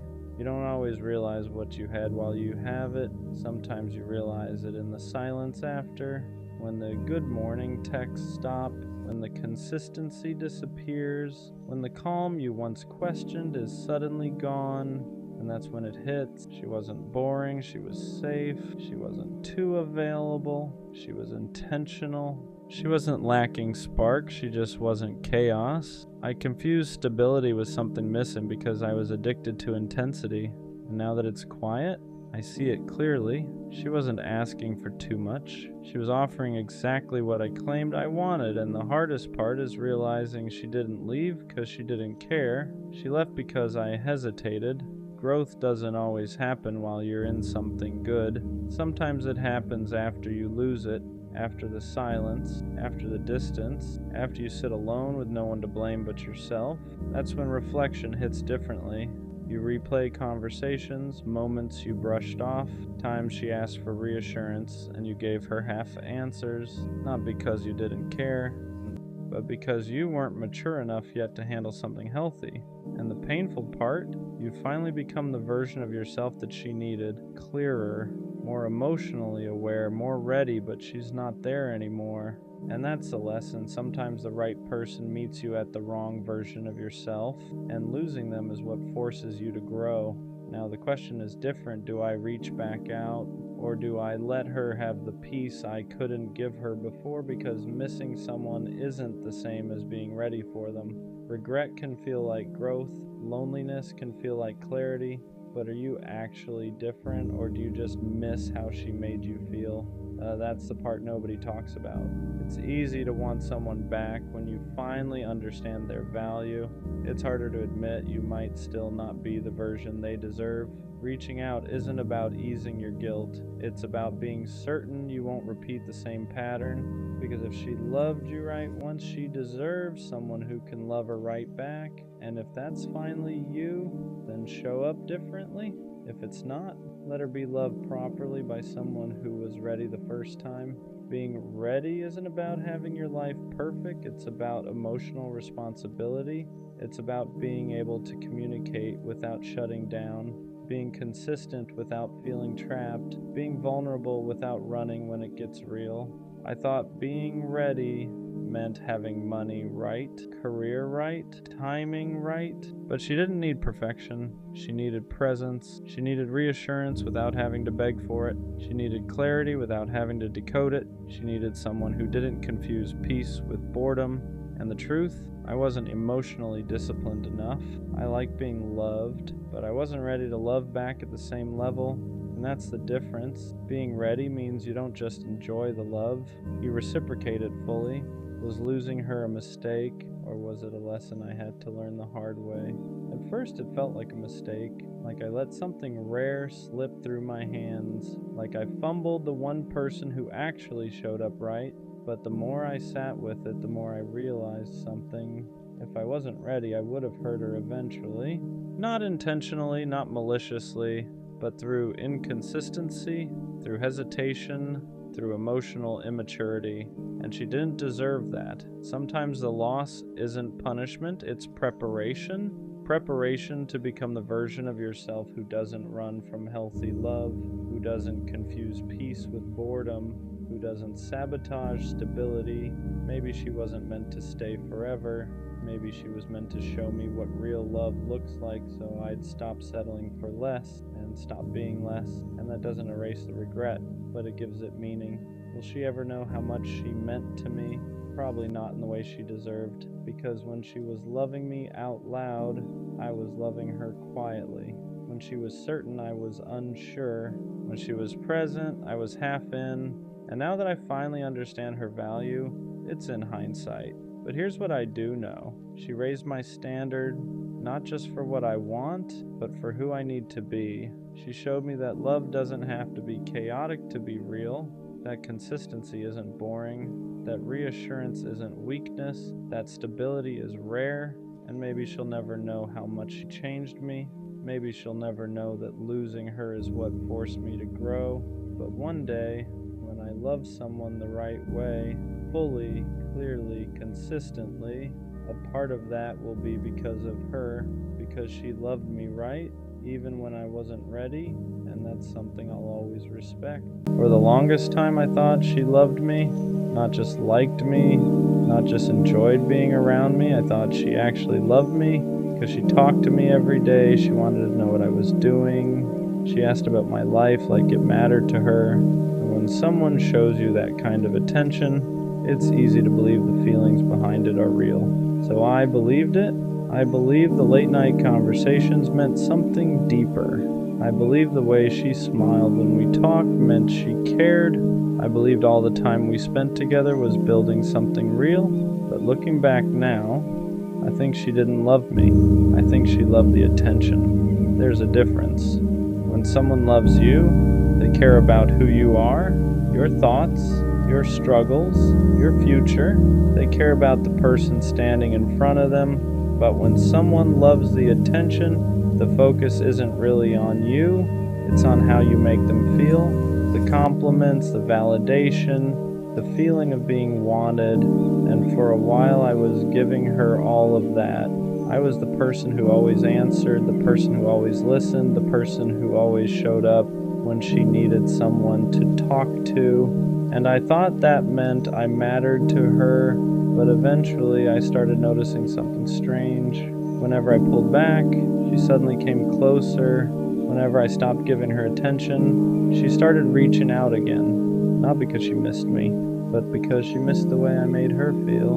And that's when something started becoming clear. Maybe she didn't love me the way I thought she did. Maybe she just loved having someone who cared about her that much. Once that thought entered my head, that maybe she didn't love me, maybe she just loved the attention, I started seeing things differently. Moments that once felt meaningful started feeling different. I remembered how often she reached out when she was bored, when she had nothing going on, when she needed someone to talk to. And every time I was there, answering her messages, listening to her problems, giving her reassurance whenever she doubted herself. At the time, I thought that's what love looked like. Two people being there for each other. But when I really looked at it honestly, something felt uneven. Because when she needed attention, I was always available. But when I needed support, it didn't always feel the same. Sometimes she would disappear. Sometimes the conversation would suddenly end. Sometimes it felt like the connection only existed when she was the one who needed it. And that's when a difficult question started forming in my mind. Was she actually interested in me? Or was she interested in the way I made her feel about herself? Because attention can be addictive. When someone constantly reminds you that you're special, that you're wanted, that someone cares deeply about you, it feels good, really good. And some people don't fall in love with the person giving them that feeling. They fall in love with the feeling itself, the validation, the reassurance, the comfort of knowing someone is always there. And I think that's what I was to her. Not a partner, not someone she truly wanted to build something with, but someone who gave her a constant source of emotional attention. And the moment I started seeing that pattern, everything began to make more sense. The more I thought about it, the more patterns started standing out. Because when someone actually loves you, their presence in your life is consistent. They don't only show up when they need something. They don't only reach out when they're bored. They don't only care when the attention is focused on them. But with her, the connection always seemed to revolve around how she felt. If she had a bad day, I was the first person she called. If she felt insecure, I was the one reminding her how amazing she was. If she needed someone to listen, I was always there. And at the time I thought that meant I was important to her, but eventually I noticed something uncomfortable. When I had a bad day, she wasn't always there the same way. When I needed reassurance, the conversation would shift quickly. When I tried to open up about my own struggles, it didn't always hold her attention for long. And that's when it started feeling like the relationship wasn't built around us. It was built around her receiving and me giving. And the scary part about that kind of dynamic is you don't notice it right away. Because when you care about someone, giving feels natural. You don't keep score. You don't measure every moment of effort. You just show up because you believe the connection matters. But slowly you start realizing something. You're the one holding most of the emotional weight. You're the one keeping the conversations alive. You're the one making sure the connection doesn't fade. And when you stop doing that, everything changes. That's when the real truth shows itself. Because the moment I stopped giving her constant attention, something strange happened. She didn't start fighting harder for the connection. She didn't try to understand what changed. Instead, the distance grew. And that's when I realized something that hurt more than the breakup itself. She didn't miss me. She missed the attention I gave her. Realizing that she didn't miss me, she missed the attention, was one of the hardest truths to accept. Because when you care about someone deeply, you don't want to believe that your place in their life was built around something that shallow. You want to believe the connection meant something real, that the conversations mattered, that the time you spent talking late at night actually meant you were building something. But once I started paying attention to the pattern, it became impossible to ignore. Whenever I gave her attention, everything felt great. She was warm, engaged, interested. She would laugh more, reply faster, make it seem like we had this deep connection. But the moment that attention slowed down, everything changed. Suddenly the conversations felt shorter, the interest faded, the energy shifted, and that's when it finally clicked. Her feelings weren't connected to me. They were connected to the attention I was giving her. Because when someone loves you, their connection doesn't disappear just because the attention changes. But when someone loves the attention, the moment that validation slows down, so does their interest. And looking back now, that explains everything. Why she would suddenly become distant, why she would come back the moment I stopped reaching out, why the connection always felt strongest when I was the one giving the most. It wasn't love, it was validation, and I was the person supplying it. Once I finally understood that she loved the attention more than she loved me, a lot of things started making sense. For the longest time, I kept wondering why the connection always felt unstable, why some days she seemed completely invested, and other days she felt distant, why the energy between us depended so heavily on how much I was giving. At the time, I thought that was normal. I thought relationships just had ups and downs. But there's a difference between normal ups and downs and a connection that only exists when one person is constantly feeding it. And that's what this was. Whenever I was fully present, texting first, asking about her day, complimenting her, showing that I cared, everything felt good between us. But when I pulled back even slightly, the dynamic changed immediately. The warmth disappeared, the conversation slowed down, and the connection that once felt so strong suddenly felt fragile. That's when it became impossible to ignore what was really happening. Because love doesn't disappear just because attention shifts for a moment, but validation does. Validation needs constant reinforcement. It needs someone to keep providing that feeling of being admired and wanted. And once that source slows down, the person who depended on it starts looking for it somewhere else. That's when I realized something that hurt more than I expected. I wasn't the person she loved. I was the person who made her feel important. And once you realize that difference, you start understanding the relationship in a completely different way. Once that realization settled in, that she loved the attention more than she loved me, something inside me started shifting. At first it hurt more, because it meant all the things I thought were meaningful might not have meant the same thing to her. All those long conversations, all the moments where she told me things she said she didn't tell anyone else, all the time she said she appreciated having me in her life. I thought those things meant we were building something real, but now I started seeing them through a different lens. Maybe she didn't say those things because she loved me. Maybe she said them because she loved the feeling of having someone who cared about her that much. And that's a dangerous dynamic, because when someone becomes your main source of validation, it feels powerful. You feel admired, you feel important, you feel like someone is always there to remind you that you matter. But that feeling isn't the same as love. Love cares about the person giving the attention. Validation only cares about the feeling it creates. And the more I thought about it, the more I realized something uncomfortable. Whenever I tried to shift the focus of the relationship, whenever I wanted something deeper, the energy changed. If I asked serious questions about where things were going, if I talked about building something more stable, if I needed emotional support myself, that's when the connection suddenly felt weaker. Almost like the relationship only worked when I was the one giving, not when I needed something back. And that's when the truth became impossible to ignore. The relationship wasn't built on mutual connection. It was built on attention, and I was the one providing it. After I understood that the relationship was built more on attention than love, another uncomfortable truth started showing itself. I wasn't just giving attention, I was maintaining the entire connection. I was the one making sure the conversation didn't die.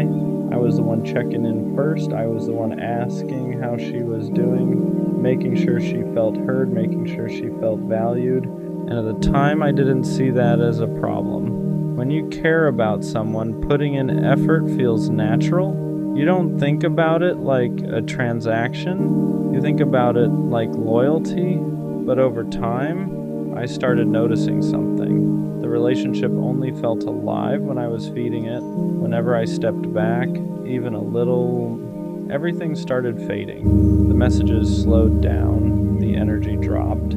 The connection that once felt strong suddenly felt fragile, and that's when it hit me. Love doesn't disappear the moment someone stops giving constant attention, but validation does. Validation needs fuel. It needs someone constantly reminding you that you're wanted, that you're interesting, that someone is thinking about you. And the moment that fuel slows down, the person who depended on it starts feeling empty. That's when they either come back asking for more, or they go find someone else who will give it to them. And I think that's what I was to her. Not a partner, not someone she truly wanted to build something with. I was a source of attention, a source of validation, a source of emotional reassurance. And once you realize you were someone's source, not their choice, the whole relationship starts looking different. Once I accepted that I was just a source of attention for her, something else started becoming clear. The connection only existed when it benefited her emotionally. Whenever she needed reassurance, I was important. Whenever she felt lonely, I mattered. Whenever she needed someone to remind her that she was attractive, interesting, or worth talking to, suddenly I was the person she wanted to talk to again. But the moment she felt good again, the moment that emotional gap inside her was filled, something would change. The urgency would disappear. The replies would slow down, the energy would fade, and I would sit there wondering what I did wrong. For a long time, I blamed myself for those shifts. I thought maybe I said something wrong. Maybe I wasn't interesting enough. Maybe I didn't keep the excitement alive. But once you understand the difference between love and attention, everything makes more sense. Love stays even when the excitement fades. Love stays even when you're not constantly entertaining someone. Love stays even when the validation slows down for a moment. But attention doesn't work like that. Attention is temporary. It's something people chase when they need to feel good about themselves. And once they get that feeling again, they don't always need the person who gave it to them anymore. Looking back, that explains why the connection always felt inconsistent. It explains why some days she felt deeply invested in us all, and other days it felt like she barely noticed I existed because I wasn't the person she loved. I was the person she turned to whenever she needed to feel important. And once I saw that clearly, the whole relationship started making sense in a way it never had before. For a while, realizing that hurt more than anything else, because nobody wants to believe they were just someone's source of attention. You want to believe the connection meant something deeper. You want to believe the time you invested mattered in the same way for both of you. But eventually something changed in the way I saw it. I stopped feeling embarrassed about how much I cared, because caring deeply isn't the problem. The problem is giving that level of attention to someone who only values the feeling it gives them. And that's a big difference. There's nothing wrong with being loyal. There's nothing wrong with showing up for someone you care about. The mistake is believing that everyone who accepts your attention values it the same way you do. Some people appreciate attention, other people depend on it. And the people who depend on it will keep you close as long as you keep feeding that feeling inside them. But the moment the attention stops, the connection disappears, not because they suddenly stop liking you, but because the feeling they were chasing isn't coming from you anymore. And once you understand that, something inside you changes. You stop chasing people who only show up when they need something. You stop investing in connections that only exist when you're the one giving, because you realize something important. You deserve someone who values you, not just the attention you give them. Looking back now, I don't think she loved me, but I also don't think she was pretending the whole time. I think she genuinely liked how I made her feel. She liked the attention. She liked the reassurance. She liked having someone who consistently reminded her that she mattered. And for a while, that was enough to keep the connection alive. But attention alone can't build something real. Because the moment that attention stops, there's nothing holding the relationship together. And that's exactly what happened. Once I stopped constantly feeding the connection, it disappeared. At first, that felt like rejection, but now I see it differently. It wasn't rejection, it was clarity, because it showed me the difference between someone who loves you and someone who only loves the feeling you give them. And once you see that difference clearly, you stop blaming yourself for the way things ended. You realize you weren't losing someone who truly valued you. You were losing someone who valued what you provided. And that's not the kind of connection worth holding on to. One day I'll meet someone who doesn't just enjoy the attention I give them. Someone who actually cares about the person giving it. Someone who chooses me even when the excitement fades. Someone who values the connection, not just the validation. And when that happens, I won't feel like I'm constantly proving my worth, because the right person doesn't stay for the attention, they stay for you. She replaced me in a week, 7 days, and I've replayed that number in my head more times than I'd like to admit, because when something you invested months, maybe years, into gets swapped out in 7 days, it doesn't just hurt, it destabilizes you. It makes you question your perception, it makes you question your value, it makes you question whether what you had was ever real in the first place. I keep thinking about how we ended the conversations, the tone, the way she said she needed time, the way she said she had to focus on herself. And then a week later, there's someone else standing where I used to stand. So what was the truth? Was she grieving while I was still loving? Was she detaching while I was trying? Was I the only one still emotionally present toward the end? Because you don't replace someone in a week unless you were already halfway gone. That's the part that keeps echoing in my mind. You don't wake up on Monday heartbroken and by Sunday decide you're ready for someone new. That's not healing, that's transition. And if she transitioned that smoothly, that quickly, then maybe I wasn't as permanent in her world as she was in mine. And that realization stings more than the breakup itself, because breakups hurt. But being replaced fast, that attacks your identity. It makes you feel temporary. It makes you feel interchangeable. It makes you feel like you were just holding a spot until something better came along. and I hate that my mind even goes there. But when someone replaces you in a week, you start asking dangerous questions. Was I not enough? Was I boring? Was I too available? Did she already have him lined up? Was I just comfortable, not essential? And the scary part is, your brain doesn't just ask those questions, it starts believing them. You start comparing yourself to someone you don't even know. You start imagining that he must have something you didn't. More excitement, more dominance, more money, more mystery, more something. And now it feels like you lost a competition you didn't even know you were in. But love was never supposed to be competitive. It was supposed to be intentional, chosen, protected, and if she could swap me out in 7 days, then maybe what we had wasn't as protected as I thought. Maybe I was fighting for something that was already slipping away. Maybe I was loving someone who had already emotionally exited, and that's the part that hurts the most. Not that she found someone new, but that she found someone new that quickly, because that speed tells a story, and I'm still trying to figure out what that story says about me.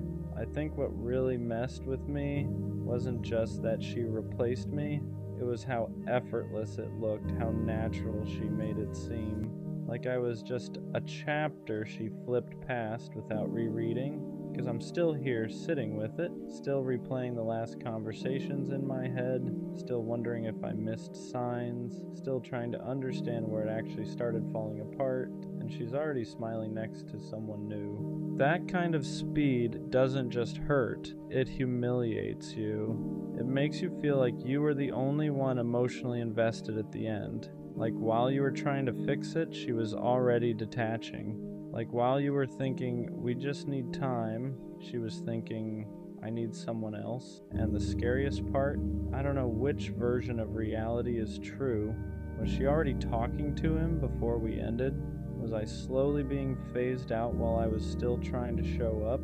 Or did she just move on that fast because she can't be alone? Every scenario hurts in a different way.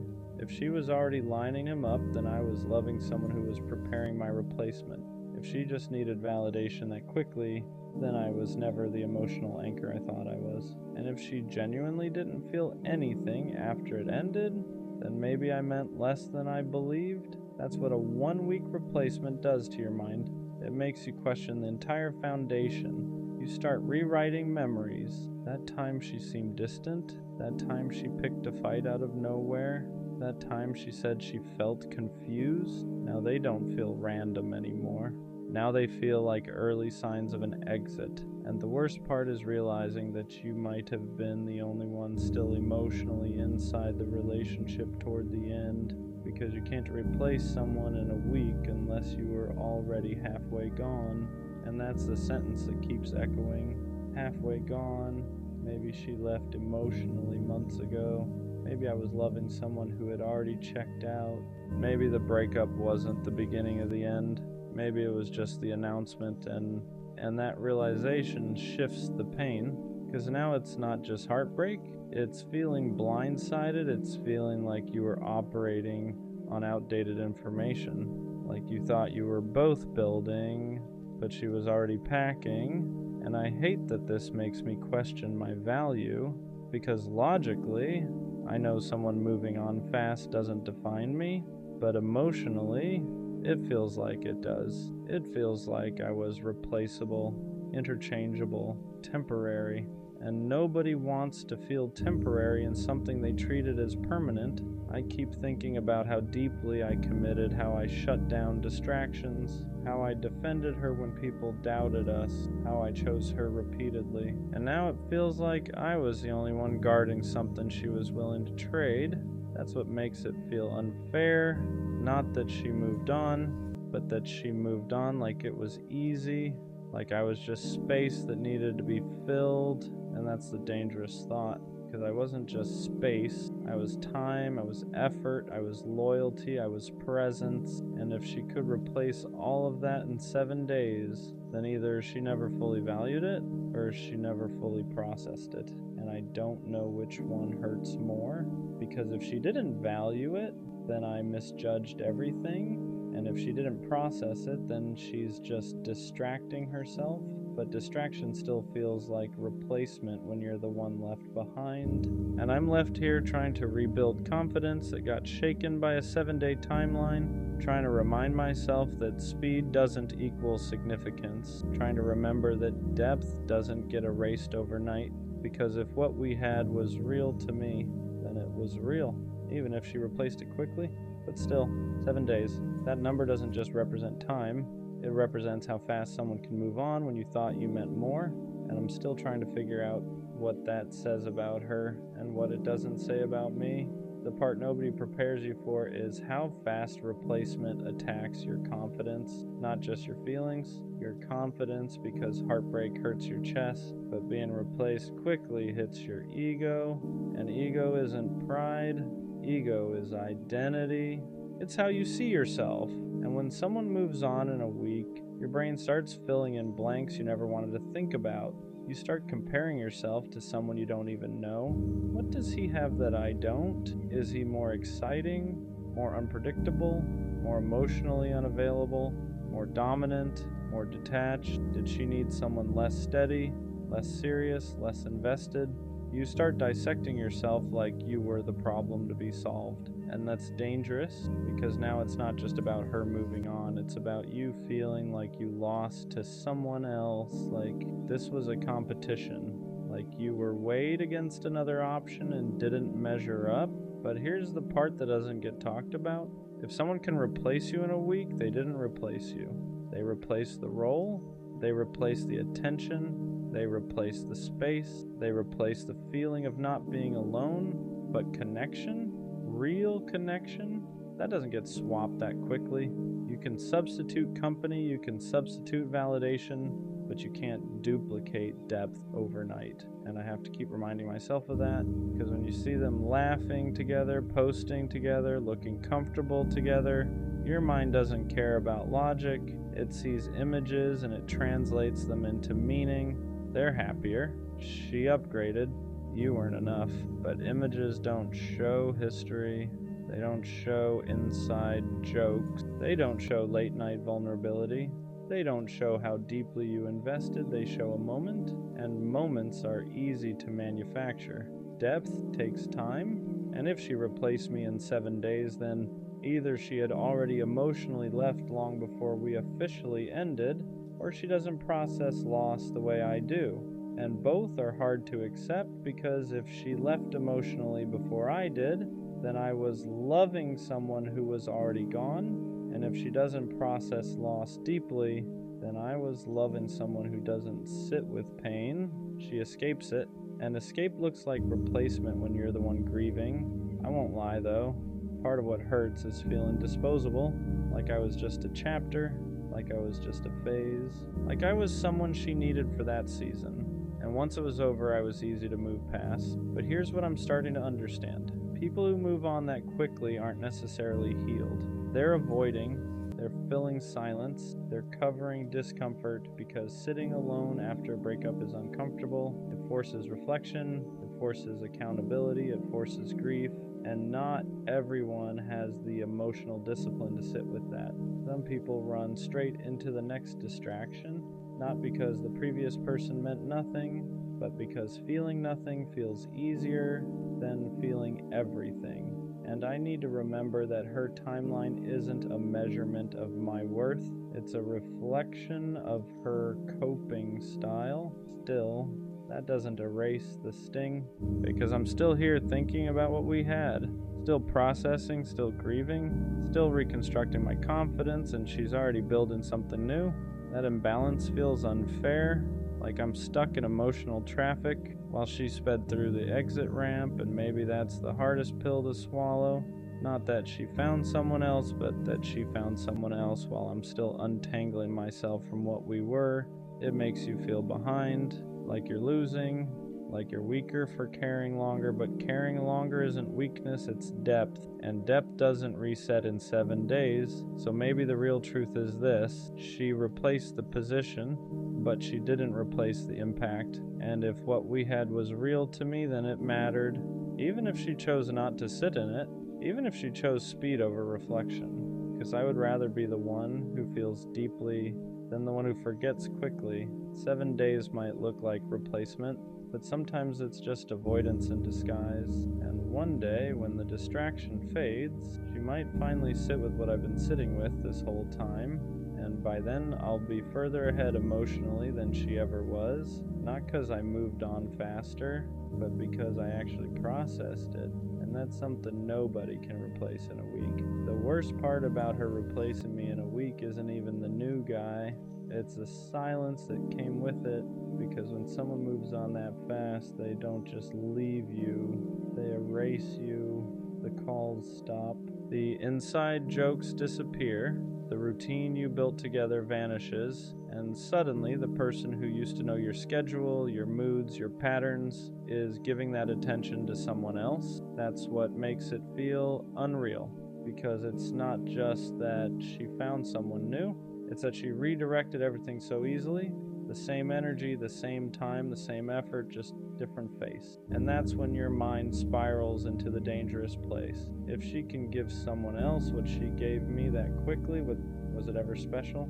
That question hits hard, because we don't just want to be loved, we want to feel irreplaceable. We want to feel like what we built had weight, like it left a mark, like it couldn't just be swapped out like a profile picture. And when she replaced me in 7 days, it felt like I was lightweight, like I was something she could carry easily and set down just as easily. But here's the thing I keep wrestling with. Maybe it wasn't easy. Maybe it just looks easy. Social media never shows grief.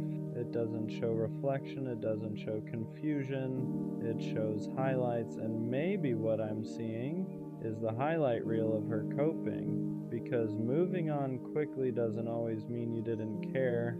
Sometimes it means you can't sit still with pain. Sometimes it means you need distraction to avoid accountability. Sometimes it means you'd rather build something new than examine why the last thing broke. But none of that makes it easier to watch, because while she's building new memories, I'm still dismantling old ones. I'm still processing the last conversation, still remembering the way she used to look at me, still trying to figure out when it started fading. And that imbalance makes you feel like you lost twice. You lost the relationship, and you lost the race to move on. And I hate that it feels like a race, because healing shouldn't be competitive. But when someone replaces you in a week, it feels like you're the only one still standing in the wreckage. Like she walked away from the crash without even looking back, and you're still checking for broken pieces. What hurts even more is knowing I didn't have a backup. I didn't have someone lined up. I didn't have a just in case. When we ended, it was just me in the silence, and I chose to sit in it, not because I wanted to suffer, but because I respect what we had enough to process it properly. So when she jumped into something new that fast, it felt like I was the only one honoring the history, like I was the only one treating it like it mattered. And that's a lonely feeling, to believe something was significant and watch the other person treat it like it was temporary. But maybe the truth is simpler. Maybe she didn't replace me. Maybe she replaced the feeling of being alone. Maybe she replaced the discomfort. Maybe she replaced the emptiness, because some people don't know how to sit with themselves after something ends. They need noise. They need attention. They need someone new to prove they're still wanted, and if that's the case, then her moving on in a week says more about her relationship with silence than it does about my value. Still, that doesn't stop the thoughts, because at night, logic fades and emotion gets loud, and in those moments, it feels like I wasn't enough. Like if I had been better, stronger, more exciting, more something, she wouldn't have moved on that fast. But I have to remind myself, you can be enough for someone and still not be there forever. You can love someone deeply and still not be what they're built to keep. And if she could replace me in 7 days, then maybe I wasn't meant to stay in her life long term. Maybe I was a lesson. Maybe she was mine. But what I refuse to accept is that I was insignificant, because I know how I loved, I know how I showed up, I know how I committed, and those things don't become meaningless just because someone else moved quickly. If anything, they prove something about me, that I invest fully, that I don't keep backups, that I don't treat people like placeholders. And maybe that's rare. Maybe that's why this hurts more, because I wasn't halfway in. I was all the way in. And when you're all the way in, being replaced feels like being erased, but I'm not erased. I'm just healing at a pace that reflects depth, and depth doesn't reset in 7 days. So yeah, she replaced me in a week, but that week doesn't define my worth. It defines her coping speed. And one day when she finally slows down, she might realize you can replace a person's position, but you can't replace the way they loved you. And that's something no one swaps out in 7 days. There's a different kind of pain that comes from being replaced quickly. It's not just heartbreak, it's humiliation. And I don't mean humiliation in a loud, dramatic way. I mean the quiet kind, the kind where you sit alone thinking, how did I not see this coming? Because when someone moves on in a week, it makes you question your awareness. Were there signs I ignored? Did she emotionally detach months before I noticed? Was I holding on to something that was already slipping through my hands? And that's the part that messes with your head the most. Because now it's not just about losing her. It's about doubting yourself, your intuition, your judgment, your ability to read people. You start replaying moments that once felt normal. That random argument, that night she seemed distant, that time she picked up her phone and turned it away slightly, that period where she felt off but said she was fine. At the time, you trusted her words. Now you question everything, because if she replaced you in 7 days, your brain automatically assumes she had a head start. And whether that's true or not, the damage is the same. It makes you feel like you were the only one fully in it. Like you were the only one fighting for something she had already decided to let go of. And that imbalance feels like betrayal, even if technically it wasn't. Because the emotional timing didn't match. You were still invested, she was already transitioning, and that creates this gap, a painful one, where you're grieving something she already processed, or avoided, or replaced, and it makes you feel late, like you're the last one to realize the relationship was over, and I hate that feeling, because I don't like feeling behind. I don't like feeling like I was operating with outdated information. I don't like feeling like I was loving someone who had already emotionally packed their bags, but maybe that's the reality. Maybe the breakup wasn't the beginning of her detachment. Maybe it was the end of it. Maybe she had already done her grieving while I was still trying to fix things. And that realization hurts in a different way. Because now it's not just that she moved on fast, it's that she moved on before I even knew we were done. And I'm stuck here wondering when it actually ended. Was it weeks before the breakup? Months? Did she slowly disconnect while I was still showing up? Because that's the part nobody prepares you for. The possibility that you were loving someone who was already halfway gone. And if that's true, then I wasn't replaced in a week. I was replaced long before that. I just didn't know it yet. But here's the thing, I'm slowly starting to understand. Even if she emotionally left before I did, that doesn't make me weak. It doesn't make me naive. It means I was committed. It means I was still trying. It means I was operating in good faith. And I'd rather be the one who stayed genuine than the one who quietly exited without saying it, because I know how I loved. I didn't keep options open. I didn't emotionally detach while pretending everything was fine. I didn't start building something new while something old was still alive. When I was in it fully. And if she replaced me in a week, then that says something about her capacity to detach, not about my capacity to matter. Still, that week will probably always sting, not because of the new guy, but because of what it symbolized. How quickly someone can shift focus, how fast attention can be redirected, how easy it can look to replace what felt permanent. But maybe permanence isn't about how long something lasts, maybe it's about how deeply it was felt. And if I'm still here processing it while she moved on fast, then maybe I was the one who felt it deeper. And and that doesn't make me the loser. It makes me the one who actually experienced it. 7 days might have been enough for her to move forward, but it's not enough to erase what I gave, and I refuse to let her timeline rewrite my value, because being replaced quickly hurts. But being genuine never does. There's something else that hurts about being replaced in a week. It makes you question whether you were ever chosen or just convenient, because if someone can transition that smoothly, that fast, it starts to feel like you were just occupying space, like you weren't irreplaceable, like you were temporary comfort, and nobody wants to feel like temporary comfort.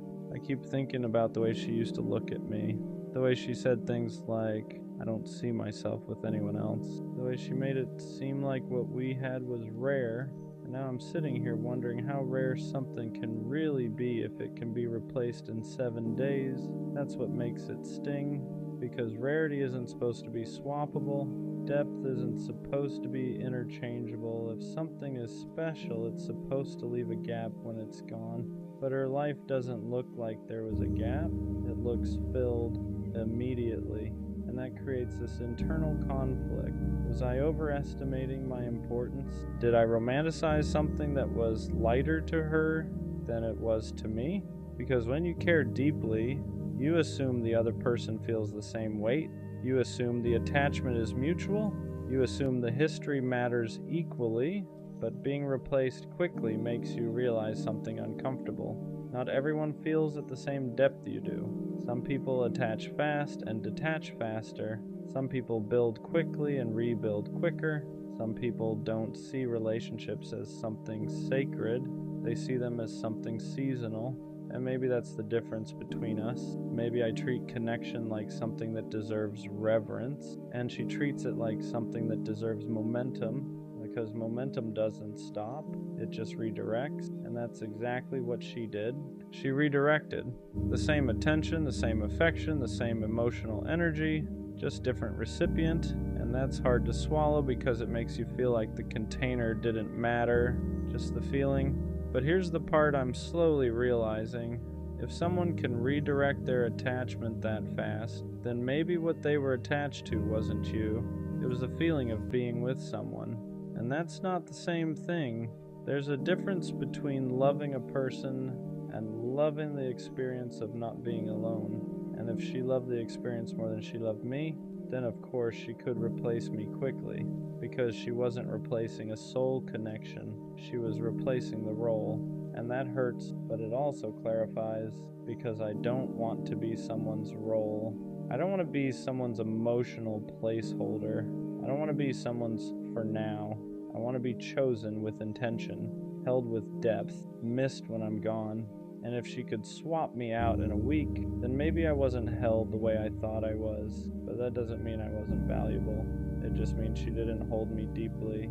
And those are two different things. Still, there's something about the speed that keeps echoing. 7 days. It makes it feel like I didn't leave a mark, like I didn't leave impact, like I didn't leave space. But I know that's not true, because impact isn't measured by how long someone stays single. It's measured by what they learned, what they felt, what they carry forward. And even if she doesn't feel it now, one day when the distraction fades, when the excitement settles, when she's sitting in quiet, you might finally process what she skipped, and by then I won't be waiting. Because here's what I'm starting to understand. Being replaced quickly doesn't mean you were insignificant. It means the other person couldn't sit with loss, and loss reveals maturity. If I'm still here processing, still reflecting, still rebuilding, then I'm not behind, I'm just doing it properly. 7 days might have been enough for her to move forward, but it's not enough to erase who I was, and I refuse to let her timeline determine my value, because I wasn't just someone she dated, I was someone who showed up fully, and that doesn't become meaningless just because someone else showed up faster. She replaced me in a week, but that week says more about her relationship with discomfort than it does about my worth. There's another layer to this that I don't talk about out loud. Anger, not loud anger, not screaming or crashing out, the quiet kind.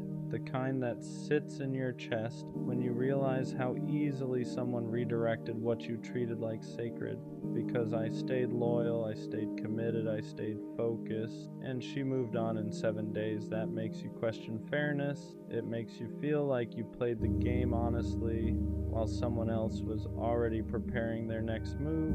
And I hate that it feels like a game because I never approached it like one. When I was with her, I wasn't scanning the room for upgrades, I wasn't entertaining backups, I wasn't lining up options just in case. I was in it, fully, and now I'm sitting here realizing she either wasn't or she detached long before I knew. And that's what builds resentment. The idea that I was emotionally present while she was emotionally preparing. Because now it feels like I was loyal to a version of her that didn't exist anymore, like I was committed to something she had already mentally ended, and that realization stings. But here's where it shifts, because the anger starts turning into clarity. If she could replace me that quickly, then she was already disconnecting. And if she was already disconnecting, then the relationship wasn't as mutual as I believed. And if it wasn't mutual, then I wasn't losing someone who was fully invested. I was losing someone who was already halfway out. That doesn't make it hurt less, but it reframes it, because now it's not about me being not enough. It's about her not being anchored. Anchored people don't drift that fast. Anchored people don't swap attachments like playlists. Anchored people sit with loss, and if she didn't sit with it, then maybe she never held it deeply, and that realization hurts, but it also frees me, because I don't want someone who can replace depth with distraction. I don't want someone who needs constant attention to feel stable. I want someone who values history, who respects connection, who understands that what you build with someone isn't disposable. And if she replaced me in a week, then maybe I was disposable to her. But that doesn't mean I'm disposable in general. It just means she wasn't built to keep me. And there's a difference. Still, there's a part of me that wonders if she ever thinks about it, if she ever pauses, if she ever compares, if she ever realizes how fast she moved, but I can't live in that space, because waiting for someone to feel what you felt is a trap, and I refuse to trap myself in her timeline. 7 days, that's how fast she moved, but here's the truth. I'd rather take my time healing than rush into something new just to prove I can. I'd rather rebuild properly than distract myself temporarily, because I know what I gave, and I know how I showed up, and I know I don't need to rush into something new to validate that. She replaced me in a week, but I'm rebuilding myself at a pace that lasts, and that's not weakness, that's depth. You know what else being replaced in a week does? It makes you question whether you were ever truly seen. Because if someone really sees you, your patterns, your effort, your loyalty, your depth, they don't just slide into something new like you were a temporary rental. They feel the absence, they sit in it, they notice the difference, and I keep wondering if she noticed the quiet after I stopped calling, if she noticed the lack of consistency I used to bring, if she noticed that the stability I provided isn't something you just duplicate overnight, or if she just filled the silence so fast that there was no space to notice it all.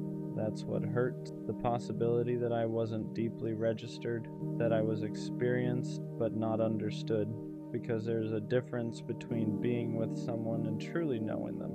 And when someone replaces you quickly, it feels like they never fully knew the weight of what they had. It feels like they liked the experience of you, not the essence of you.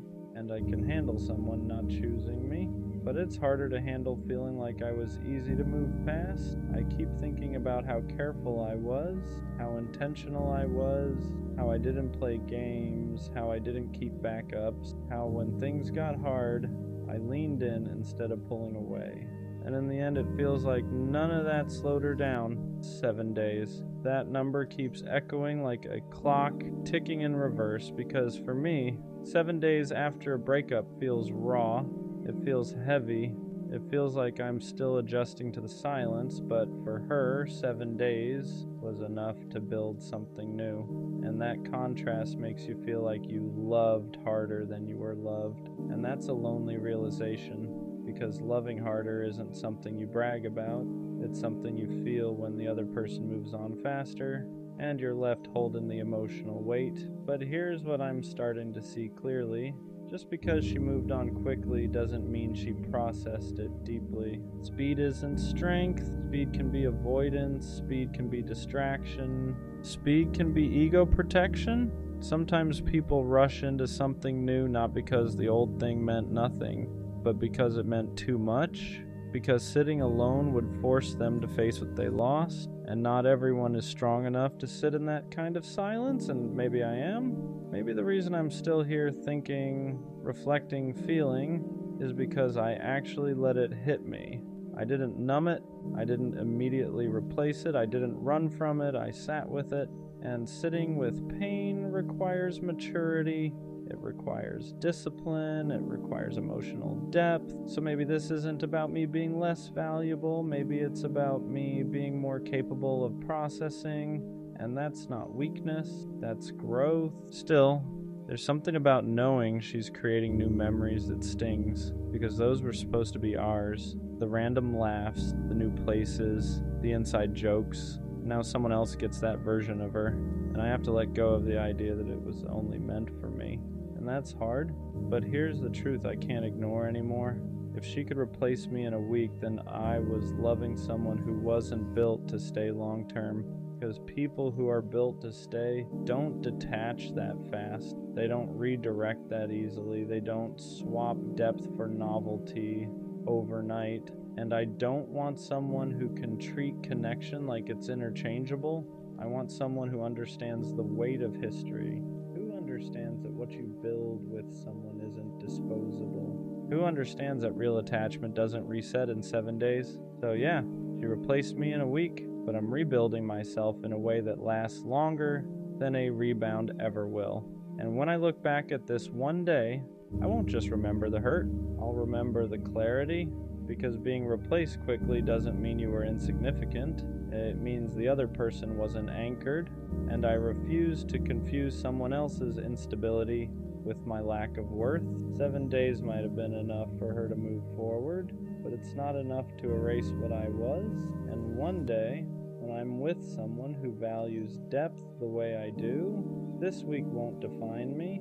It'll just be proof that I was never meant to stay where I was easily replaced. At some point, the hurt turns into something quieter. Not lighter, just quieter. Because you can only replay 7 days so many times before your brain gets tired of the echo. And when the noise slows down, clarity starts creeping in. I started asking myself a different question. Not why did she replace me so fast, but why am I measuring my value through her speed? Because that's what I was doing without realizing it. I was using her timeline as a mirror. If she moved on quickly, I must not have mattered deeply. If she looks happy, I must have been replaceable. If she didn't hesitate, I must not have left impact. But that logic is flawed. Her speed is not a measurement of my depth. Her distraction is not a reflection of my worth. Her ability to move forward quickly doesn't erase the way I showed up. And once I started separating those things, something shifted. Because I know how I loved, I know I was intentional, I know I was loyal, I know I didn't treat what we had like it was temporary. So if she did, that says something about her capacity, not my value. And I had to stop turning her coping style into my insecurity, because that's what I was doing. I was letting her rebound rewrite my confidence. I was letting her quick transition convince me I was forgettable. But forgettable doesn't leave you reflecting. Forgettable doesn't leave you rebuilding. Forgettable doesn't leave you questioning your own growth. What we had meant something, even if she chose not to sit in that meaning. And maybe that's the difference between us. I process, she replaces. I reflect, she redirects. I sit with the silence, she fills it. And neither is necessarily wrong, but one builds depth, the other builds distraction, and depth always wins in the long run, because distraction fades, novelty fades, rebounds lose their adrenaline, and when that happens, whatever was avoided eventually resurfaces, and by then I won't be stuck in the same place, because while she rushed forward, I rebuilt properly, and rebuilding properly takes longer, but it lasts longer too. 7 days might have been enough for her to feel okay, but it wasn't enough for me to lose myself, and that's what matters. So yeah, she replaced me in a week, and for a while that felt like proof that I wasn't enough, proof that I was temporary, proof that I was easy to move past. But now it feels like proof of something else, proof that I love deeply, proof that I don't detach easily, proof that I don't treat connection like it's disposable. Because if I could have replaced her that fast and didn't, that says something. It says I value what I build. It says I respect history. It says I don't jump into something new just to soothe my ego. And I'd rather be the one who heals slowly than the one who forgets quickly. Because forgetting quickly doesn't mean you're strong. Sometimes it just means you're avoiding, and I don't want to avoid. I want to grow. I want to understand what worked, what didn't, what I tolerated, what I ignored. I want to rebuild my confidence without attaching it to someone else's timeline. She replaced me in a week, but she didn't replace my character. She didn't replace my loyalty. She didn't replace my ability to love fully. And one day, someone is going to experience that depth and recognize it immediately. Not treat it like a placeholder, not treat it like a phase, but treat it like something rare, because rare things don't get swapped in 7 days. They get protected, so maybe this wasn't about me being replaced, maybe it was about me being redirected away from someone who could move on that quickly towards someone who won't. 7 days hurt, but it also clarified. I don't want to be in a position where I can be replaced that easily ever again. And the only way to guarantee that is to choose someone who understands the weight of what they're holding, and next time, I will. She said I wasn't man enough, and I won't lie. That one stuck, not because I believe it, but because when someone you love questions your masculinity, it hits somewhere deeper than regular criticism. It's not just about behavior, it's identity. It's everything you thought you were doing right suddenly being reframed as weakness. What does man enough even mean? Because I showed up, I communicated, I stayed loyal, I tried to fix things instead of run from them. But apparently that wasn't enough. Apparently being calm instead of aggressive was a problem. Apparently wanting to talk things through instead of shutting down made me soft. Apparently expressing emotion made me less of a man. And that's when I realized something dangerous. Some people confuse masculinity with dominance. They confuse emotional control with emotional absence. They confuse stability with weakness. And if that's the definition she was using, then maybe I was never supposed to fit it. But still, when she said it, it made me question myself. Because no matter how confident you are, words like that linger. They make you replay moments. They make you wonder if you should have been tougher, colder, less available, less understanding. And that's how toxic standards start reshaping you quietly. I started analyzing everything after that. Was I too patient, too willing to compromise, too quick to apologize? Because I thought being a man meant being responsible, being accountable, being emotionally mature. But maybe she wanted something louder, more dominant, more unpredictable, and that's confusing because society tells men two opposite things. Be strong, but don't be cold. Be vulnerable, but don't be weak. Lead, but don't control. And somehow you're supposed to balance all of it perfectly. So when she said I wasn't man enough, I started wondering, was I too emotionally available? Was I too steady? Was I not exciting enough? But here's the truth that took me time to accept. Being consistent doesn't make you less of a man. Being calm doesn't make you less masculine. Being emotionally intelligent doesn't make you weak. It makes you evolved. And not everyone is comfortable with evolved. Some people are used to chaos, used to intensity, used to men who are hard to access emotionally. So when they meet someone who communicates clearly and stands firm without yelling, it feels unfamiliar. And unfamiliar can feel unmanly to someone who's been conditioned differently, but that's not my problem to fix. The deeper issue wasn't her words. It was what they tried to take from me, my confidence, because when someone attacks your masculinity, they're attacking your foundation. They're saying you're not enough as you are, and that's heavy. But here's what I had to learn.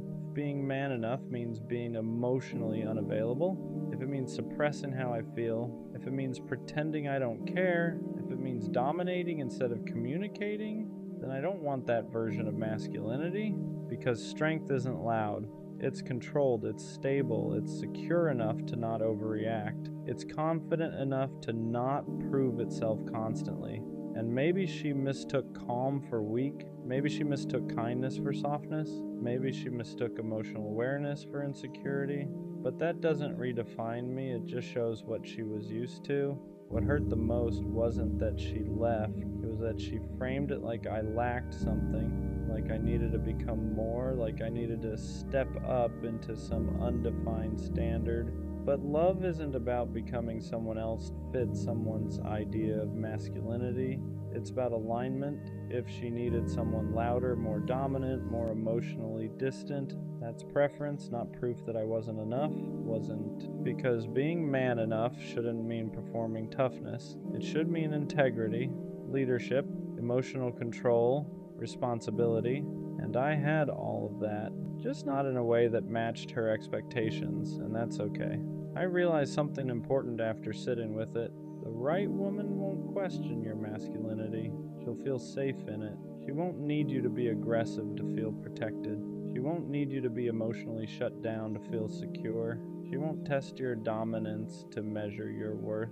She'll recognize strength and stability. She'll see leadership and accountability. She'll see masculinity in consistency, because real masculinity isn't about intimidation. It's about presence. It's about knowing who you are without needing to prove it constantly. And here's the part nobody talks about. Sometimes when someone says you're not man enough, what they really mean is you're not toxic enough for what I'm used to. Because chaos feels passionate to some people, silence feels strong to some people, emotional distance feels masculine to some people, but healthy masculinity feels boring if you're addicted to instability, and that's not an insult, it's reality. Some people equate unpredictability with strength, and when they meet steadiness, they don't know what to do with it. I had to ask myself something hard. Was I actually lacking, or was I just not performing? Because there's a difference. Lacking means I don't possess something. Performing means I'm pretending to. And I refuse to perform masculinity for approval. I refuse to become colder just to seem stronger. I refuse to suppress my emotional intelligence just to look dominant. Because the right person won't require that. They'll appreciate it. If anything, being called not man enough forced me to define what that means for myself. To me, being a man means standing on your word, protecting without controlling, communicating without yelling, being emotionally disciplined, owning your mistakes, leading with stability, and I did all of that. So if that wasn't enough for her, it doesn't mean I failed. It means we defined strength differently. I won't let one person's perception reshape my identity, because masculinity isn't loud. It isn't about dominance. It isn't about intimidation. It's about internal control. It's about consistency. It's about knowing who you are when no one is watching. And if someone mistakes calm strength for weakness, that says more about what they're used to than what I am. She said I wasn't man enough, but I am man enough to walk away instead of yelling, stay calm instead of escalating, express how I feel instead of suppressing it, choose growth instead of ego. And that's the kind of man I'll stay, because the right woman won't need me to prove my masculinity. She'll feel secure in it, and I'd rather be steady and misunderstood than loud and respected for something I'm not. If being man enough means losing emotional depth, then I'll pass. Because real strength doesn't shout, it stands. She said she needed space, and I believed her, because when someone says that, you don't question it, you respect it, you tell yourself they're overwhelmed, they're figuring things out, they just need time to clear their head. So I gave her that.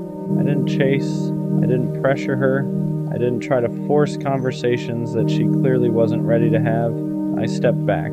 Because in my head, that's what you do when you care about someone. You don't make things harder for them, you give them room. But what I didn't realize at the time was this: she didn't need space. She just didn't want me. At first I handled it the way you're supposed to. I gave her distance, I stopped texting first. I stopped trying to keep conversations alive. I let the silence sit, even when it didn't feel right. Because I thought space meant something temporary, like a pause, like something we would come back from. But the silence started stretching longer than it should have. And instead of clarity, it just created confusion. Because when someone genuinely needs space, they don't disappear without direction. They don't leave you guessing. They don't make you feel like you're suddenly a stranger. But that's exactly how it started to feel. And deep down, something didn't sit right. Not because I didn't trust her, but because the energy didn't match what she said. Then little things started adding up. Things I didn't notice right away. But once I did, I couldn't ignore them. She wasn't just taking space. She was still active, still talking, still posting, still present, just not with me. And that's when the confusion turned into something else: clarity. Because space doesn't mean disappearing from one person while still being available for everything else. Space doesn't look like selective silence. And that's when it hit me. She didn't need space from everything. She needed space from me. That realization is different, because now it's not about understanding, it's about acceptance. You start replaying everything, trying to figure out when it changed, when her energy shifted, when the connection stopped being something she wanted to maintain. Because if it was really about space, she would have come back, she would have explained, she would have made it clear where things stood. But she didn't. She just faded and let the silence say what she didn't want to say directly. And the truth is, space is one of the easiest ways to leave without saying you're leaving. It sounds soft. It sounds understandable. It doesn't create conflict, but sometimes it's just distance in disguise, a way to slowly step out without having to take responsibility for ending it. And I didn't want to see it like that at first, because believing her felt easier than accepting what was actually happening. Because if I accepted it, then I had to admit something I wasn't ready for, that I wasn't someone she was trying to hold on to. I was someone she was slowly letting go of. And that's a different kind of pain, because it's quiet. There's no argument, no clear ending, just distance that keeps growing until you finally understand what it means. For a while I kept thinking she'd come back, that once she had her space, things would go back to how they were. Because when something feels real, you don't expect it to end like that. You expect a conversation, closure, something. But sometimes the absence is the answer. And that's what I had to learn the hard way. And once I stopped waiting, everything started making more sense, because I wasn't confused anymore. I wasn't questioning where I stood. I wasn't trying to interpret silence. I just saw it for what it was. She didn't need time. She made a decision, just not one she wanted to say out loud. And yeah, that hurts. Not just because she left, but because of how she did it. Because honesty would have been easier to respect, clarity would have been easier to accept, but instead, I was left trying to understand something that was never explained, and that kind of ending stays with you for a while. So yeah, she said she needed space, but what she really needed was distance from me, and now I understand something clearly. The right person doesn't disappear to figure out if they want you. They don't leave you in silence, they don't make you question everything. They communicate, they stay, they choose. So next time, I won't confuse silence with patience. I won't wait around for someone who already stepped away. Because when someone truly wants you, they don't need space to decide it. I don't care how corny it sounds. I'm not going to stop being a lover, not until I get the kind of love I've always imagined. The kind where there's no confusion, no wandering attention, no half-interest disguised as effort, just one person, and a world that feels smaller because of it. I want love where focus doesn't drift, where nobody else even registers, where loving them feels instinctive, not forced. The kind of love that doesn't try to be cinematic. It just is. Two people driving with no destination, standing in open fields, traveling for no reason other than wanting to be together. The kind of love you don't just feel in your chest, you feel it in your soul, hot, intense, alive. And I don't understand how people walk around pretending that kind of love doesn't matter. Like love is casual, like attachment is embarrassing, like caring deeply is something you should hide, because love is everything. It's sharing the world with someone, learning their habits, reading their moods, knowing them in ways no one else does. It's going from stranger to someone you can't imagine life without. And yeah, love comes with risk, heartbreak, loss, pain, but I'm here for all of it, because if that's the price of loving deeply, I'll pay it.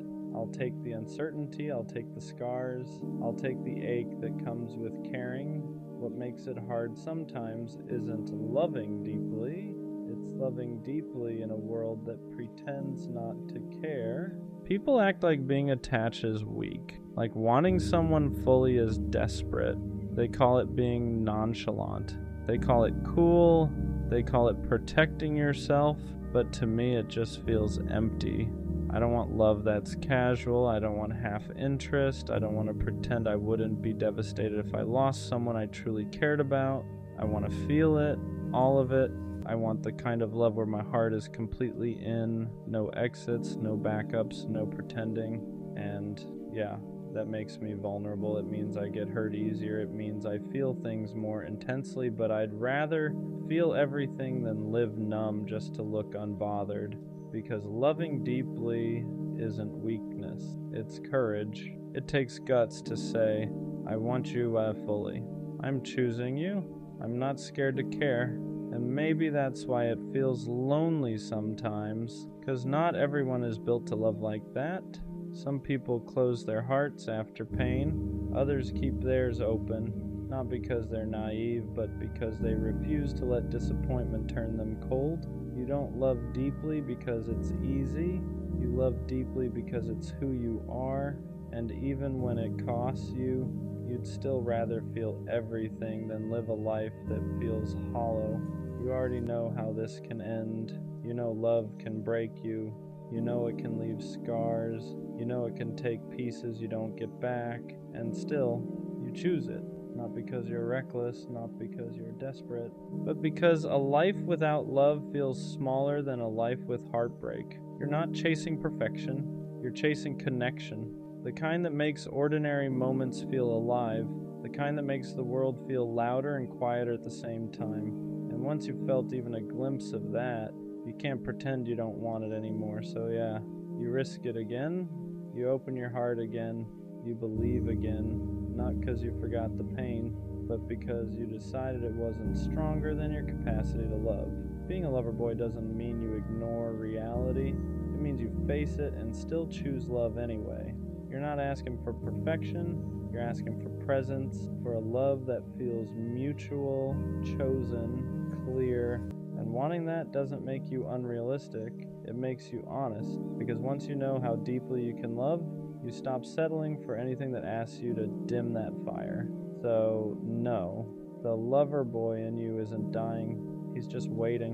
And when the right love finally arrives, he'll be ready. What people don't realize is how much strength it takes to stay soft in a world that rewards detachment. It's easier to act unbothered, easier to keep things light, easier to pretend you don't care that much, but you were never built that way. You don't love halfway, you don't feel quietly. When you care, it shows in your effort, in your loyalty, and how present you are. And that's exactly what people try to shame out of you. They tell you you're too much, too attached, too intense. Like love is something you're supposed to ration. So sometimes you wonder if you should change, if caring less would protect you, if closing off would finally make things easier. But every time you try, it feels wrong, because pretending not to care cost you more than heartbreak ever did. You don't want a love where you're constantly monitoring yourself, where you have to downplay your feelings to seem cool. You want a love where effort isn't embarrassing, where loyalty isn't laughed at, where wanting someone fully isn't treated like a flaw, and yes, that kind of love is rare, not because it doesn't exist, but because not everyone has the capacity for it.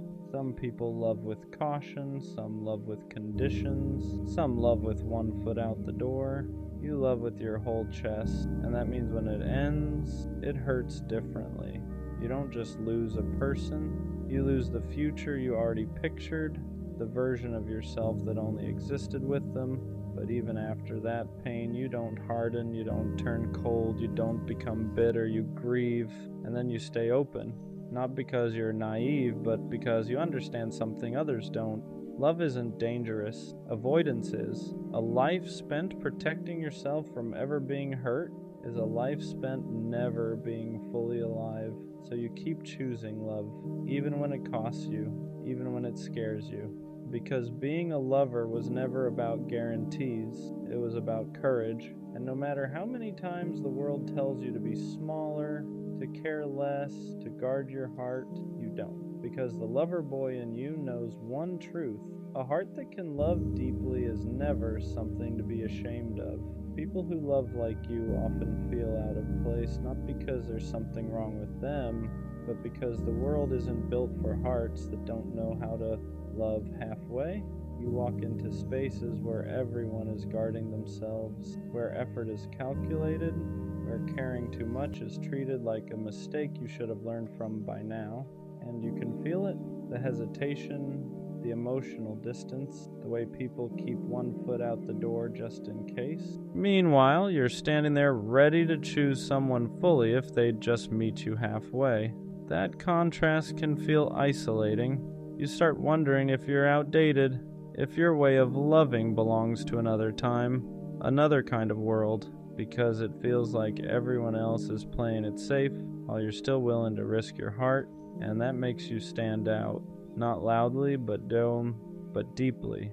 You don't bond casually, you don't talk just to fill silence. When you connect, you notice things others miss, you remember details people forget, you show up in ways that don't disappear easily, and that kind of presence can be uncomfortable for people who aren't ready to be seen that closely. So they pull back, they joke about you caring too much, they call your intensity a lot. Not because it is, but because they don't know how to match it. That's the part that hurts, realizing you're not too much, you're just too deep for people who only know how to skim the surface. You don't want love that feels convenient, you want love that feels intentional. You don't want someone who chooses you when it's easy. You want someone who chooses you because they mean it. And yeah, that narrows the field. It means you'll feel alone sometimes. It means you'll walk away more than you stay. It means you won't fit everywhere. But fitting everywhere was never the goal. The longing was. The lover boy in you isn't broken because he doesn't blend in. He just hasn't found the place where his kind of love is spoken fluently. And when he does, it won't feel like standing out anymore.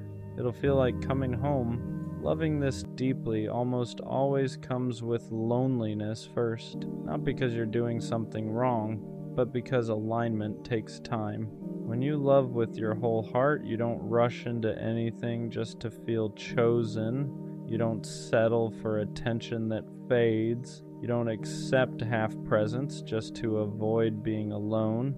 And that means there are stretches where it feels like everyone else has someone and you don't. You watch people pair up quickly, jump from connection to connection, call it love because it fills the space, and sometimes you wonder if you're being too patient, too selective, too unwilling to compromise. But deep down, you know the truth. You're not afraid of being alone.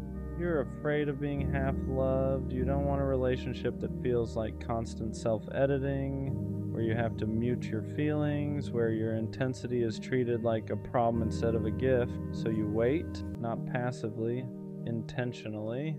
You keep your heart open, but your standards intact. And that's the lonely part no one talks about. Choosing alignment over company, choosing depth over distraction, choosing to sit with the emptiness rather than fill it with something that won't last. Some nights it feels heavy.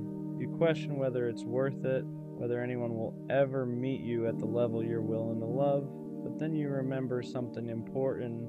The love you want can't be rushed. It needs two people who aren't scared of closeness, who don't joke about vulnerability, who don't treat commitment like a trap.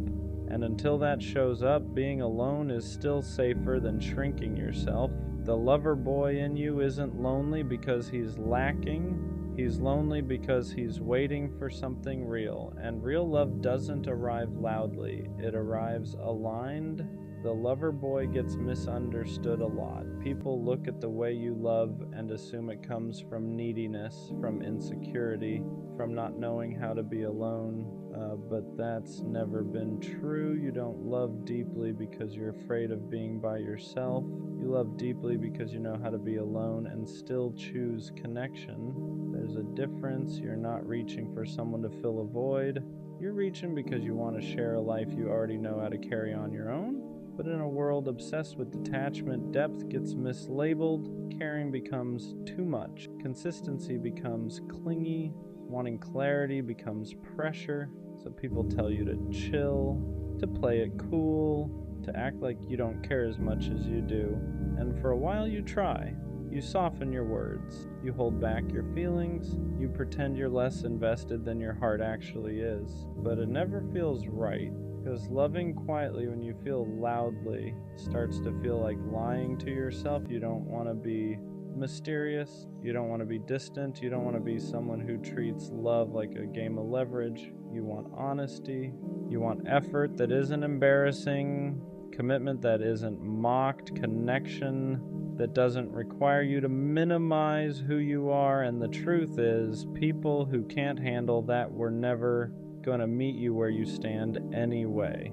They confuse emotional availability with weakness because they've never felt safe enough to offer it themselves. So they pull away, they joke, they keep things light, not because you're too much, but because your depth asks them to be real.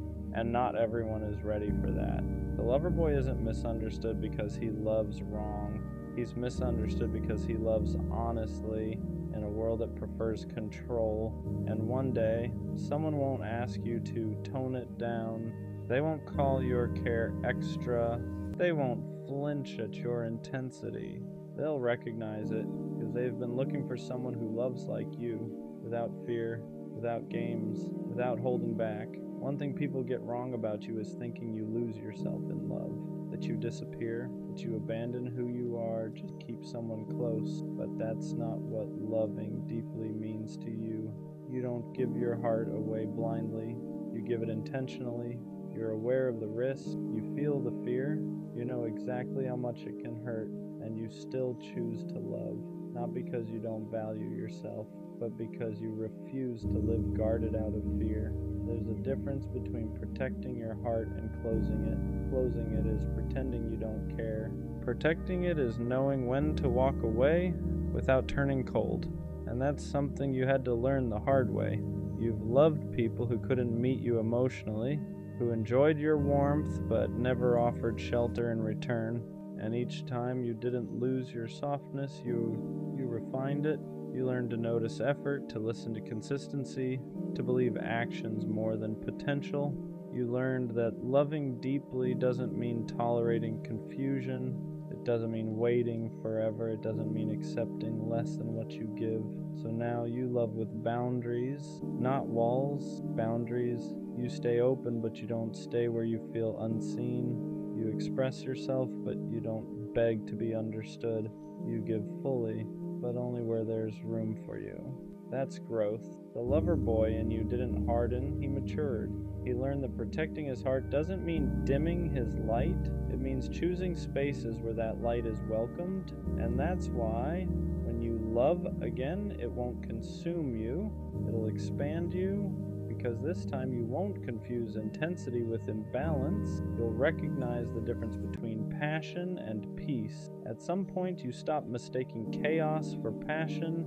You stop thinking intensity means confusion. You stop believing love has to feel unstable to feel real. That shift doesn't happen overnight. It comes after loving people who kept you guessing, after giving effort that wasn't matched, after realizing how tired you were from loving alone in a two-person connection. Because for a long time, you thought love was supposed to feel urgent, heavy, like something you had to fight for. But real reciprocity feels different.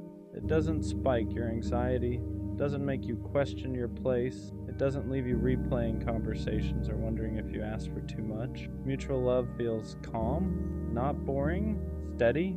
It feels like someone meeting your effort without keeping score, like someone choosing you without needing to be convinced. And at first, that kind of love almost feels unfamiliar because you're used to proving yourself, used to earning attention, used to being the one who cares more.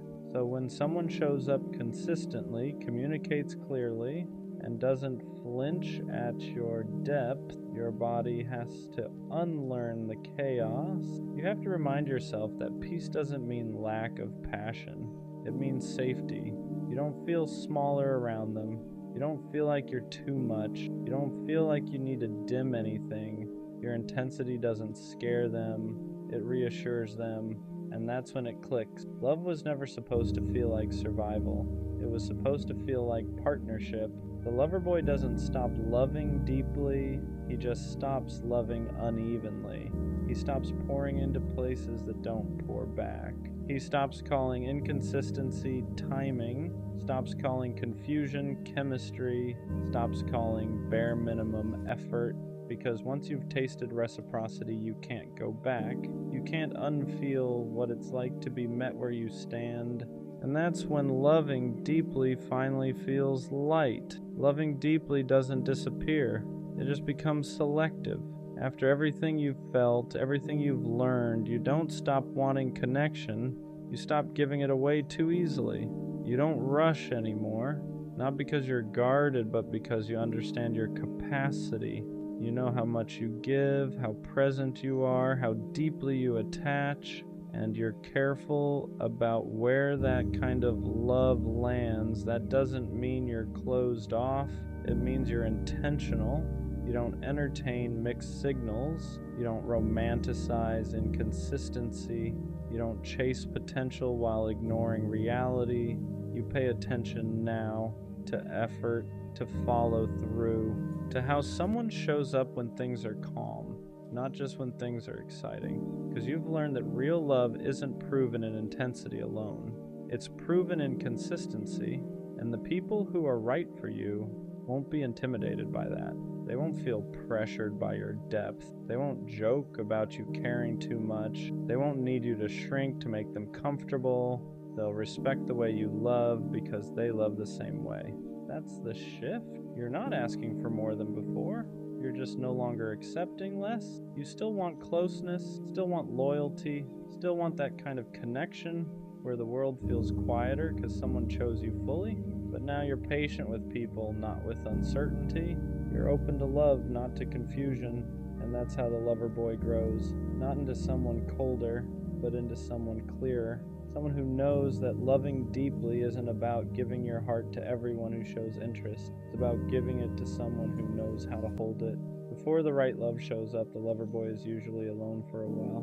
Not because he can't find connection, but because he refuses to force it.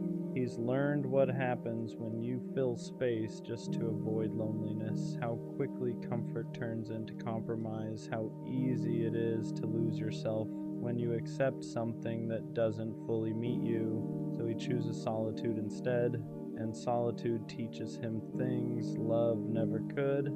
It shows him who he is without anyone else's expectations, without adjusting his emotions, without holding back his intensity to make someone stay.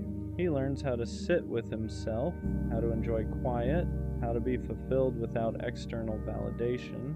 And that's important because when you know how to be alone, you stop accepting love that feels like abandonment in disguise. During this time, he doesn't become detached, he becomes clear clear about what drains him, clear about what feels safe, clear about the kind of love that actually aligns with who he is. He stops craving attention, stops mistaking chemistry for compatibility, stops confusing being wanted with being understood.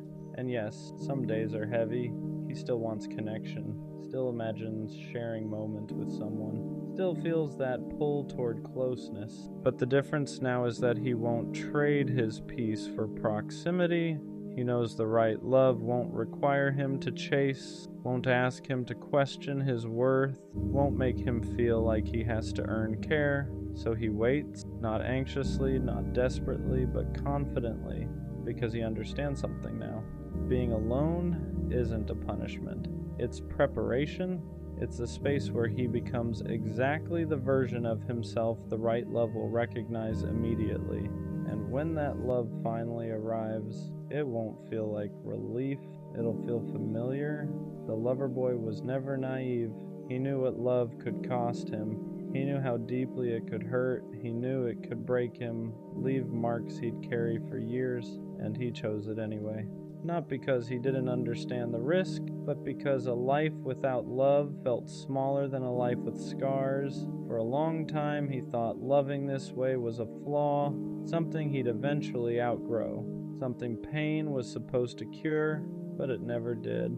Every heartbreak slowed him down, made him more careful, more aware, but it never killed that part of him that wanted connection, because loving it deeply was never a phase. It was part of his design.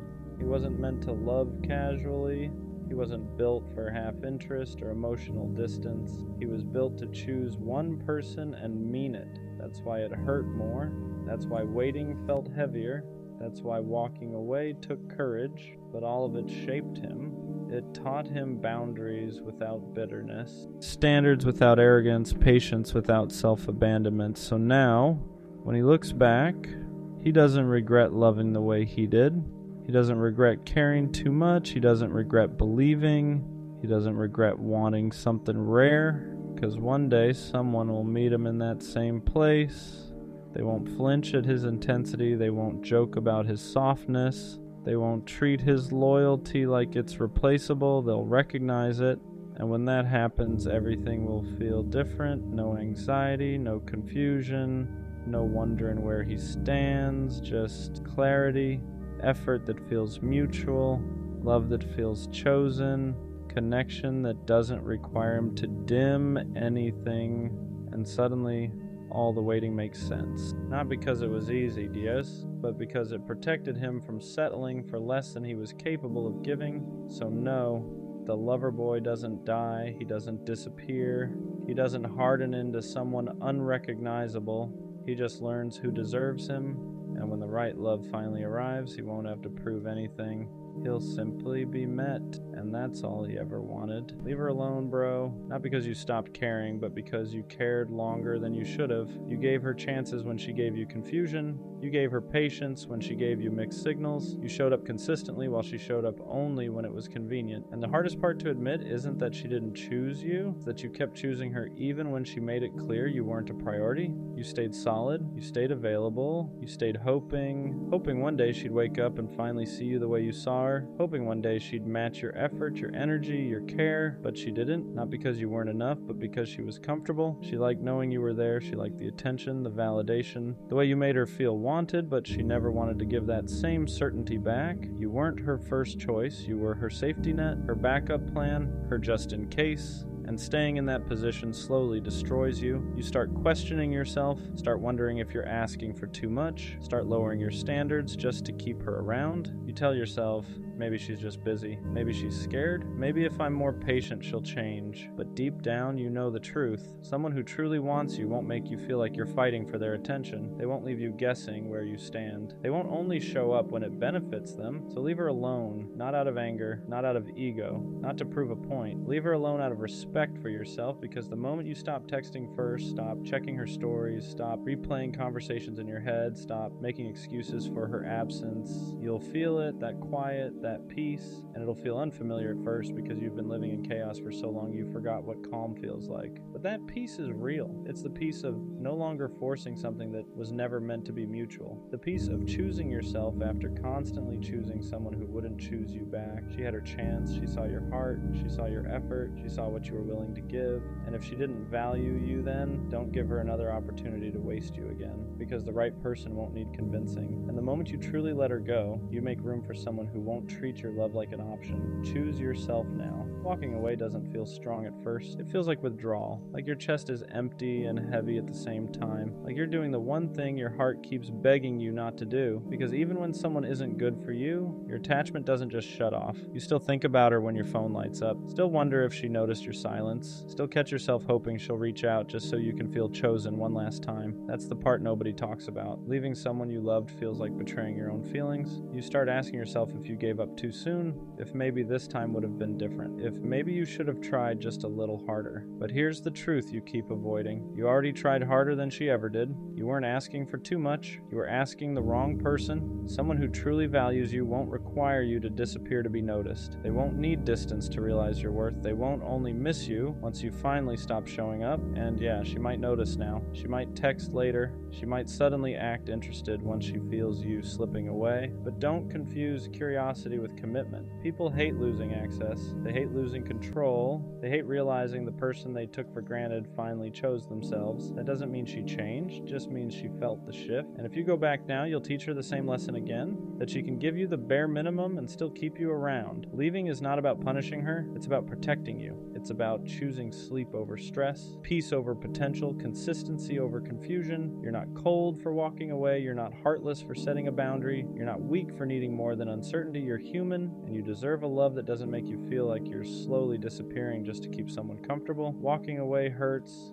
but staying where you're not valued hurts longer, and one day, when the noise finally fades, you'll realize you didn't lose her. You found yourself again. Leaving her alone doesn't mean the feelings disappear. It means you finally stop letting those feelings control you. Because the hardest part isn't cutting contact. It's sitting with the silence afterward. It's waking up and realizing there's no good morning text to send, no story to check, no excuse to reach out, just to see how she's doing. Your brain will try to trick you. It'll replay the good moments, the laughs, the nights where it felt real. It'll tell you that maybe you imagined the distance, maybe you were asking for too much, maybe if you just explained yourself better she would have stayed, but you already explained yourself through effort, through patience, through showing up when it wasn't convenient. Love doesn't need translation. If she wanted to choose you, she wouldn't have kept you guessing. She wouldn't have made you feel like your presence was optional. She wouldn't have treated your consistency like something she could always come back to later. You weren't confusing. You were clear. She just wasn't committed. And yeah, it hurts realizing that the person you'd fight for wouldn't even fight for clarity with you. That's when you have to stop romanticizing the potential and start respecting the reality. Reality is this: you were giving girlfriend level energy to someone who kept you at arm's length. You were loyal to someone who wasn't sure she wanted you at all. Walking away feels unnatural because you're not used to choosing yourself first. You're used to being patient, understanding, giving people time to figure you out while you slowly lose pieces of yourself in the process. But love isn't supposed to cost you your peace. The moment you stop chasing, the moment you stop explaining, the moment you stop waiting for her to finally get it, you reclaim your power. And that scares people who benefited from you staying small. You didn't lose her. You outgrew the version of yourself that was willing to accept half love, and this is only the beginning. And the truth you don't want to admit yet is that leaving her alone feels like you're losing something. Not because she was right for you, but because she became familiar. You got used to waiting, used to hoping, used to reading into crumbs like they were signs. You trained your nervous system to find comfort in inconsistency. So when you finally step back, your body panics before your mind understands. You'll feel restless. You'll feel tempted to break your own boundary. You'll pick up your phone for no reason, scroll, close the app, open it again, just to see if maybe this time she noticed you're gone. And that urge doesn't mean you made the wrong choice. It means you're detoxing from someone who kept you emotionally hungry. Because when someone keeps you half-fed, you start confusing starvation confusion with love. You tell yourself, maybe she just didn't know how much I cared. Maybe if I stayed a little longer, maybe I gave up too soon. But you didn't leave because you stopped caring. You left because you cared too much to keep abandoning yourself. You stayed long enough to know the pattern, the delayed replies, the empty apologies, the promises that never turned into action. You stayed long enough to realize that if someone wanted to show up for you, you wouldn't have to convince them. And deep down, you know that. That's why the silence hits different now. It's not empty, it's honest. For the first time, you're not waiting for her mood to decide your worth. You're not shrinking yourself to stay chosen. You're not wondering if today's the day she finally treats you right. And yeah, it hurts. Because healing doesn't feel peaceful at first. It feels lonely. But loneliness with self-respect will always be quieter than love that keeps you anxious. One day you'll look back and realize leaving her alone was the moment everything started changing. Not because she came back, but because you finally came back to yourself. At some point, you have to ask yourself a hard question. How long are you willing to wait for someone to finally treat you right? Not because they're evil, not because they're a bad person, but because they keep showing you over and over that you're not a priority. And the scary part, you already know the answer. You've known it for a while. You just didn't want to accept it. Because accepting it means admitting that the future you imagined with them was built more on hope than reality. You weren't in love with what was happening. You were in love with what could have happened if they just showed up the way you needed. So you stayed, you waited, you overextended yourself, you gave patience to someone who gave you uncertainty, you gave loyalty to someone who gave you mixed signals, you gave understanding to someone who never tried to understand you, and every time they pulled away, you blamed yourself. Maybe I'm asking for too much, maybe I'm being dramatic, maybe this is just how love is, but love is not confusion. Love is not constantly guessing where you stand. Love is not feeling anxious every time your phone lights up or doesn't. Love doesn't make you feel replaceable. What really kept you stuck wasn't them. It was the version of you that believed walking away meant you failed, but leaving doesn't mean you lost. It means you finally stopped losing yourself, because staying with someone who makes you feel unwanted slowly erodes your confidence in ways you don't notice at first. You stop speaking up, you stop expecting effort, you start accepting bare minimum behavior and calling it maturity, you start shrinking your needs so you don't scare them away, and that's when love stops being love and starts becoming survival. You don't need to be less to be loved. You don't need to be quieter, cooler, easier, more convenient. The right person won't feel overwhelmed by your care. They won't feel annoyed by your presence. They won't treat your love like something disposable. They'll meet you where you are instead of making you feel like you're always asking for too much. And yeah, choosing yourself feels lonely at first because you're breaking a habit. You're breaking the habit of chasing, the habit of waiting, the habit of hoping someone will finally choose you. But peace doesn't arrive loud. It arrives quietly. In the moments you stop checking your phone, stop explaining yourself, stop wondering why you weren't enough, one day you'll realize you don't miss them. You miss who you were before you started doubting your worth, and that version of you, they're still there. You didn't lose love, you protected it. You didn't walk away from something good. You walked away from something that was slowly breaking you. And that's not weakness, that's growth. And what nobody tells you is that once you finally stop chasing them, that's when everything gets quiet. Not empty quiet, honest quiet. No more checking your phone every 5 minutes. No more replaying conversations in your head, wondering if you said the wrong thing. No more anxiety before hitting send. No more hoping today will be the day they suddenly care more. At first it feels uncomfortable because chaos became familiar, confusion felt normal, and peace feels strange when you're not used to it. You might even miss them for the wrong reasons. Not because they treated you well, but because your nervous system got addicted to inconsistency. You got used to highs and lows, to feeling chosen one day and invisible the next, to chasing validation instead of receiving love. That kind of pattern messes with your head. It makes you mistake emotional stress for passion. It makes stability feel boring and uncertainty feel exciting. But real love doesn't keep you guessing. It doesn't disappear when things get inconvenient. It doesn't require you to earn basic respect. Real love feels safe. Not dull, not dramatic, safe. And when you finally step away, you start noticing things you ignored before. How drained you were, how much energy you poured into someone who barely poured back, how often you made excuses for behavior that hurt you. You start realizing how much love you actually have to give, how deeply you care, how loyal you are when you choose someone. And instead of feeling ashamed of that, you begin to see it as strength, because one day, someone will meet that energy without hesitation. They won't flinch when you care deeply. They won't pull away when things get real. They won't won't make you feel like you're asking for too much just by being yourself. They'll choose you without you having to beg. They'll show up without being reminded. They'll make you feel wanted without confusion. And when that happens, you'll look back at the version of you who stayed too long, and you won't feel regret. You'll feel proud that you learned, proud that you walked away, proud that you chose peace over potential, because letting go wasn't the end of your story. It was the moment you finally made space for something better. At some point, you have to accept a hard truth. If they wanted to show up, they would have. If they cared the way you cared, you wouldn't be confused. You wouldn't be questioning where you stand. You wouldn't be asking strangers for advice just to understand their silence.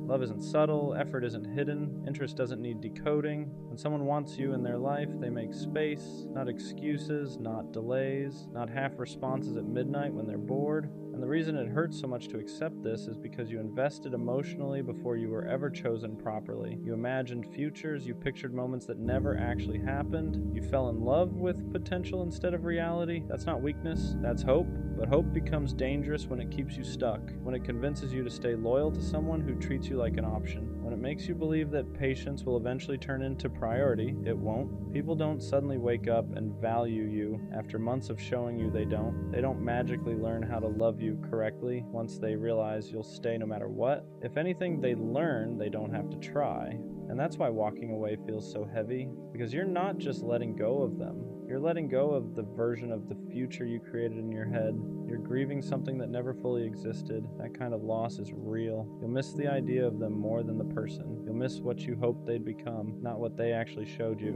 And that's okay. Healing doesn't mean pretending it didn't matter. It means being honest about why it did and still choosing yourself anyway. You don't need closure from someone who couldn't communicate. You don't need answers from someone who avoided accountability. Their behavior already told you everything. Silence is an answer. Distance is a decision. Inconsistency is a choice. And once you stop chasing clarity from people who benefit from your confusion, you start reclaiming your power. You stop over-explaining. You stop proving your worth. You stop shrinking yourself to fit someone else's comfort. You realize you were never asking for too much. You were just asking the wrong person. And when that finally sinks in, you don't become bitter, you become selective. You start protecting your heart the same way you used to give it away. You start choosing peace over chaos, consistency over excitement, respect over attachment. Let them go, not because they're a bad person, but because they weren't your person. And the moment you truly accept that is the moment your life starts opening up in ways you couldn't see before. And the craziest part is, once you stop chasing them, you start noticing how quiet it gets. Not the painful kind of quiet, but the kind where your nervous system finally gets a break. No more checking your phone every 5 minutes. No more rereading old messages trying to find meaning. No more wondering if today will be the day they suddenly choose you. You realize how much energy you were burning just trying to feel secure with someone who never offered stability. That constant anxiety, that wasn't love. That was your intuition fighting against your attachment. Real love doesn't leave you guessing. It doesn't make you feel disposable. It doesn't require you to abandon yourself just to stay connected. And yeah, letting go hurts at first. There's withdrawal. There's nights where you want to reach out, where your fingers hover over their name, where you almost convince yourself to send that one last message. But every time you don't, you build a little more self-respect. You start realizing how much of yourself you gave away to someone who never protected your heart the way you protected theirs. You weren't asking for perfection. You were asking for presence. You were asking for effort. You were asking to matter. And one day someone will meet you where you are without you having to beg, explain, or wait. They won't make you feel like you're too much. They won't make you feel like you're replaceable. They won't make you question your value in moments of silence. But you don't get to that person if you keep clinging to the ones who treat you like an option. So let this be the moment you choose differently. Not out of bitterness, not out of revenge, but out of self-respect. Because the version of you that keeps chasing people who don't choose you deserves rest. And the version of you that finally walks away is the one that makes room for something real. A lot of people don't talk about how hard it is to walk away from someone you still care about, not because you don't see the red flags, but because you remember the good moments too clearly. You remember who they were in the beginning, the version of them that felt safe, the version that made you feel wanted, chosen, important, and you you keep hoping that version will come back. That's what keeps you stuck. Not love, hope. Hope that if you wait a little longer, if you explain yourself one more time, if you give just a bit more patience, they'll finally show up the way you need them to. But hope can be dangerous when it's attached to someone who keeps proving they're not willing or ready to meet you halfway. Because every time you ignore their actions and listen to their potential instead, you teach yourself that your needs are negotiable. You start accepting inconsistency as normal, mixed signals as effort, bare minimum as love, and slowly, you stop recognizing yourself. You become quieter, more anxious, more forgiving than you should be. You start blaming yourself for their lack of effort. Maybe I asked for too much. Maybe I'm overreacting. Maybe this is just how relationships are. But deep down, you know the truth. Love isn't supposed to feel like constant confusion. It isn't supposed to drain you more than it fills you. And it definitely isn't supposed to make you feel alone while you're still technically with someone. That's when you have to be honest with yourself. Not about how much you love them, but about how much staying is costing you. Because loving someone shouldn't mean losing yourself in the process. And what hurts the most is realizing that you were willing to do the hard things for someone who wouldn't even do the simple ones. You showed consistency, they showed convenience, you communicated your feelings, they avoided uncomfortable conversations, you stayed when things got messy, they pulled away the moment effort was required, and yet you still questioned yourself, you still wondered if you were the problem, if you were asking for too much, if you were expecting love the wrong way. But love isn't complicated like that. People make time for what matters to them. They protect what they value. They don't leave you guessing where you stand. The truth is, some people don't lose you because they don't care. They lose you because they never learned how to care properly. They want connection without responsibility, attention without commitment, love without effort.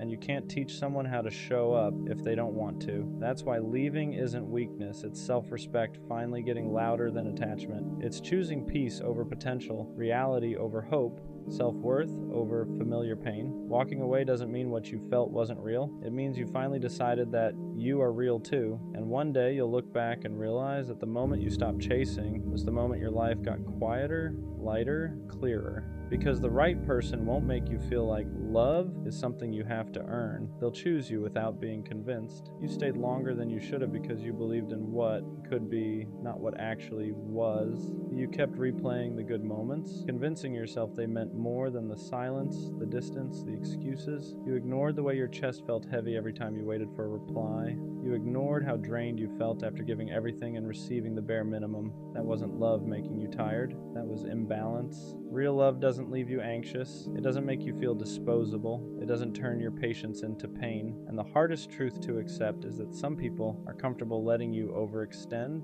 as long as it benefits them. They don't stop you. They don't reassure you. They just take until one day you finally stop giving. And when you do, they feel it. Not because they miss you, but because they miss the access. That's when they reach out. That's when they suddenly care. That's when confusion turns into regret. But by then, you've already changed. You're no longer begging to be chosen. You're no longer shrinking to fit someone else's emotional limits. You're choosing yourself the way you always wished they would choose you. And that choice, that's where your healing actually starts. At some point, you stop missing them and start missing who you were before you questioned your worth for them, or you reread messages trying to find meaning that wasn't there, or you blamed yourself for someone else's lack of effort. That's when it really hits you. You didn't lose them. You lost yourself trying to keep them. You became quieter. You thought twice before speaking. You downplayed your needs so you wouldn't seem like too much. And the crazy part is they never asked you to do that. You did it because you cared. You did it because you were afraid that being fully you would push them away. But love that only survives when you make yourself smaller was never meant to last. Real love doesn't need you to perform. It doesn't need you to chase. It doesn't make you feel replaceable the moment you stop overgiving. And once you understand that, you stop romanticizing the bare minimum. You stop calling inconsistency mystery. You stop calling neglect space. You stop calling emotional distance busy. You see it for what it really was. Someone enjoying your presence without respecting your heart. That realization hurts, but it also frees you, because now you know you're not asking for too much. You were just asking the wrong person. And the next time someone comes along, you won't beg them to stay. You'll watch how they show up. You'll notice how they choose you without being asked. And if they don't, you'll walk away sooner. Not because you don't care, but because you finally do. And there comes a point where the pain shifts. It's no longer about missing them. It's about realizing how much of yourself you gave away just to keep them comfortable. You start remembering moments where you stayed quiet even though something hurt. Moments where you said, "It's fine," when it really wasn't. Moments where you lowered your standards because you didn't want to seem demanding. You replay conversations in your head and notice how often you explained yourself, how often you justified their behavior, how often you made excuses for why they couldn't show up the way you needed, and that's when it finally clicks. You were never asking for too much. You were asking the wrong person to do what they were never willing to do. You weren't needy. You were neglected. You weren't overthinking. You were being given mixed signals. You weren't insecure. You were emotionally starved. And once you see that, you can't unsee it. You realize how exhausting it was to love someone who only showed up halfway, how draining it was to constantly wonder where you stood with them, how heavy it felt to care more than you were cared for. That kind of love doesn't make you feel safe. It keeps you anxious. It keeps you waiting. It keeps you stuck in a cycle of hoping they'll change while slowly losing yourself. And the saddest part, they benefited from your patience, from your loyalty, from your willingness to stay even when it hurt. You don't get rewarded for suffering in silence. You don't get love by proving how much pain you can tolerate. Love is supposed to feel steady. It's supposed to feel mutual. It's supposed to feel like effort is being met with effort, not excuses. So choosing yourself isn't selfish. It's necessary. It's deciding that you won't keep pouring into someone who leaves you empty. It's realizing that peace feels better than chasing potential that never becomes real. And when you finally choose yourself, you don't become cold. You become clear. Clear about what you deserve. Clear about what you won't accept again. Clear about the fact that the right person won't make you question your value in the first place. After you choose yourself, something strange happens. The noise quiets down. Your phone feels lighter. Chest doesn't feel so tight all the time. You stop waking up with that anxious feeling, wondering if today will be the day they finally show up for you or disappoint you again. You stop checking your phone every 5 minutes, stop rereading old messages, stop trying to decode tone, timing, silence, because you finally understand that love was never supposed to feel like a puzzle, and that's when you realize how much energy you were wasting on someone who was unsure about you while you were sure about them. You were loving from a place of hope. They were loving from a place of convenience. You wanted depth. They wanted access. You wanted consistency. They wanted control without responsibility. And once you step back, you see how one-sided it really was. You notice how you were always the one adjusting, always the one compromising, always the one reaching out first, always the one trying to keep things alive. That's not love, that's survival mode. Real love doesn't make you feel disposable, doesn't make you feel like you're asking for too much just for wanting basic respect. And here's the hardest truth to accept. Potential means nothing without effort. You weren't in love with who they were. You were in love with who they could be, the version of them that only existed in your head. But you can't build a future with someone's maybe. You can't heal by holding on to what ifs. So you stop romanticizing the bare minimum. You stop giving credit for intentions that never turn into action. And slowly, your standards rise back up to where they were always meant to be. You start asking better questions. You start walking away sooner. You stop explaining your worth to people who never planned to value it. And the craziest part, the moment you stop settling, you realize how much you were settling before. You realize you don't miss them. You miss the version of yourself that believed love had to hurt to be real, but it doesn't. Love can be calm. Love can be safe. Love can feel like rest instead of stress. And once you experience that, you'll never beg for confusion again. Leaving her alone doesn't mean you stop caring overnight. Doesn't mean you suddenly forget her laugh, her voice, the way she made things feel alive for a moment. It means you finally accept the truth you've been avoiding. That love without reciprocity will slowly drain you until there's nothing left. You were pouring into someone who never learned how to pour back. And no matter how patient you were, no matter how consistent you stayed, you can't teach someone to value you if they don't want to. You kept telling yourself, maybe she's just going through something. You made excuses for the missed calls, the late replies, the emotional distance. You told yourself love was supposed to be patient, that real men stay, that walking away meant you didn't try hard enough. But here's the part nobody talks about. There's a difference between being patient and being neglected. There's a difference between loyalty and self-abandonment. And you cross that line without even realizing it. Every time you texted first, every time you ignored your own gut, Every time you accepted the bare minimum just to keep her close, you taught yourself that your needs came second. You shrank yourself to fit into a space she barely made room for. And that does something to you. It makes you question your worth, it makes you wonder why loving someone feels like punishment, it makes you think something is wrong with you. And the truth is, you were just loving the wrong person. Leaving her alone is the first time you choose yourself. It's the first time you stop begging for effort and start demanding peace. It's realizing that love isn't supposed to feel like anxiety, confusion, or constant doubt. The right person won't make you question where you stand. They won't make you compete with silence. They won't make you feel disposable. You don't need closure from her. You don't need one last conversation. Her actions already told you everything you needed to know. And as hard as it is, walking away now is what protects the part of you that still believes in real love. Part of you that deserves consistency, reassurance, and effort without having to ask. This isn't about her anymore, it's about you learning that choosing peace is not weakness, it's growth. What hurts the most isn't even losing her. It's realizing how long you stayed when your heart was begging you to leave. It's remembering all the moments you felt small but ignored it because loving her felt bigger than loving yourself. You didn't stay because you were weak, you stayed because you hoped, because you saw potential, because you believed that if you loved hard enough, showed up enough, proved yourself enough, things would change. But love doesn't work like that. You can't love someone into choosing you. You can't be consistent enough to make someone consistent back. You can't sacrifice your peace forever and call it love. At some point, staying becomes more painful than leaving, and that's where you are now. You're gonna have nights where you almost text her, nights where your fingers hover over her name, where your mind starts replaying the good memories and conveniently forgets the pain. You'll miss the comfort of what was familiar, even if it wasn't healthy. That doesn't mean you made the wrong choice, it means you're human. Healing doesn't mean you stop caring, it means you stop going back, and slowly, without even realizing it, things will start to change. You'll wake up one day and notice your chest doesn't feel as heavy. You won't check your phone as much. Her name won't be the first thing on your mind when something good or bad happens. You'll start laughing again, not forced, not distracted, but real.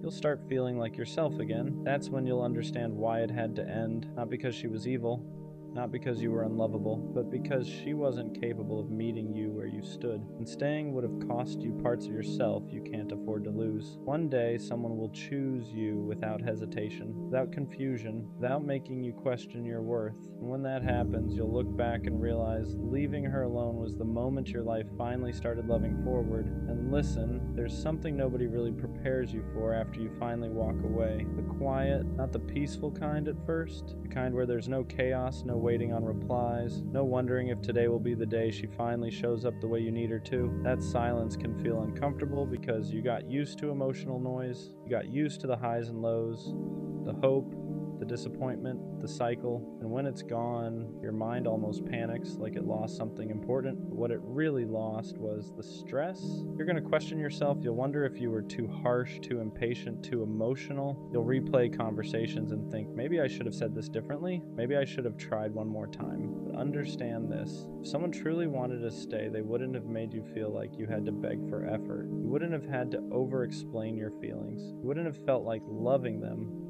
was a constant uphill battle. The version of you that stayed too long did so because he believed in love. And that's not something to be ashamed of, but the version of you now, he's learning discernment. He's learning that love without respect will drain you. That potential means nothing without action. And that choosing yourself isn't selfish, it's necessary. You didn't lose her. You released someone who was blocking the path to someone better, someone who won't confuse consistency with boredom, someone who won't make you feel like an option, someone who won't need reminders of your worth. Right now, it might feel like you're walking alone, but you're not going backwards anymore, and that's everything. And one day, without even realizing it, you're gonna wake up and she won't be the first thought on your mind anymore. Not because you stopped caring overnight, not because what you felt wasn't real, but because you finally gave yourself permission to move forward. The memories won't disappear, but they won't control you either. They'll just be reminders of what you survived, not what you're missing. You'll start to notice how much lighter you feel, how your chest isn't tight every time your phone buzzes, how you're not constantly checking stories, rereading old messages, or wondering why you weren't enough for someone who never knew how to love you properly in the first place. You'll realize how much of yourself you were giving away to someone who kept taking without ever pouring back into you, and that's when it hits you.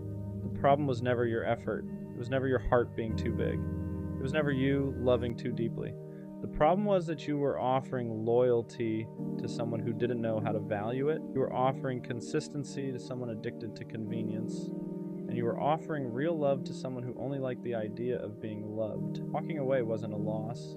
It was a correction, a reset, a moment where you finally chose peace over potential, clarity over confusion, and self-respect over attachment. That takes strength most people don't have. So don't go back. Not when she gets lonely, not when she suddenly remembers your value, not when she realizes nobody else loved her the way you did, because by then you'll understand something important. Someone who truly wants you won't need to lose you to see your worth. Leave her alone, and finally let yourself be found by someone who won't ever make you question if you matter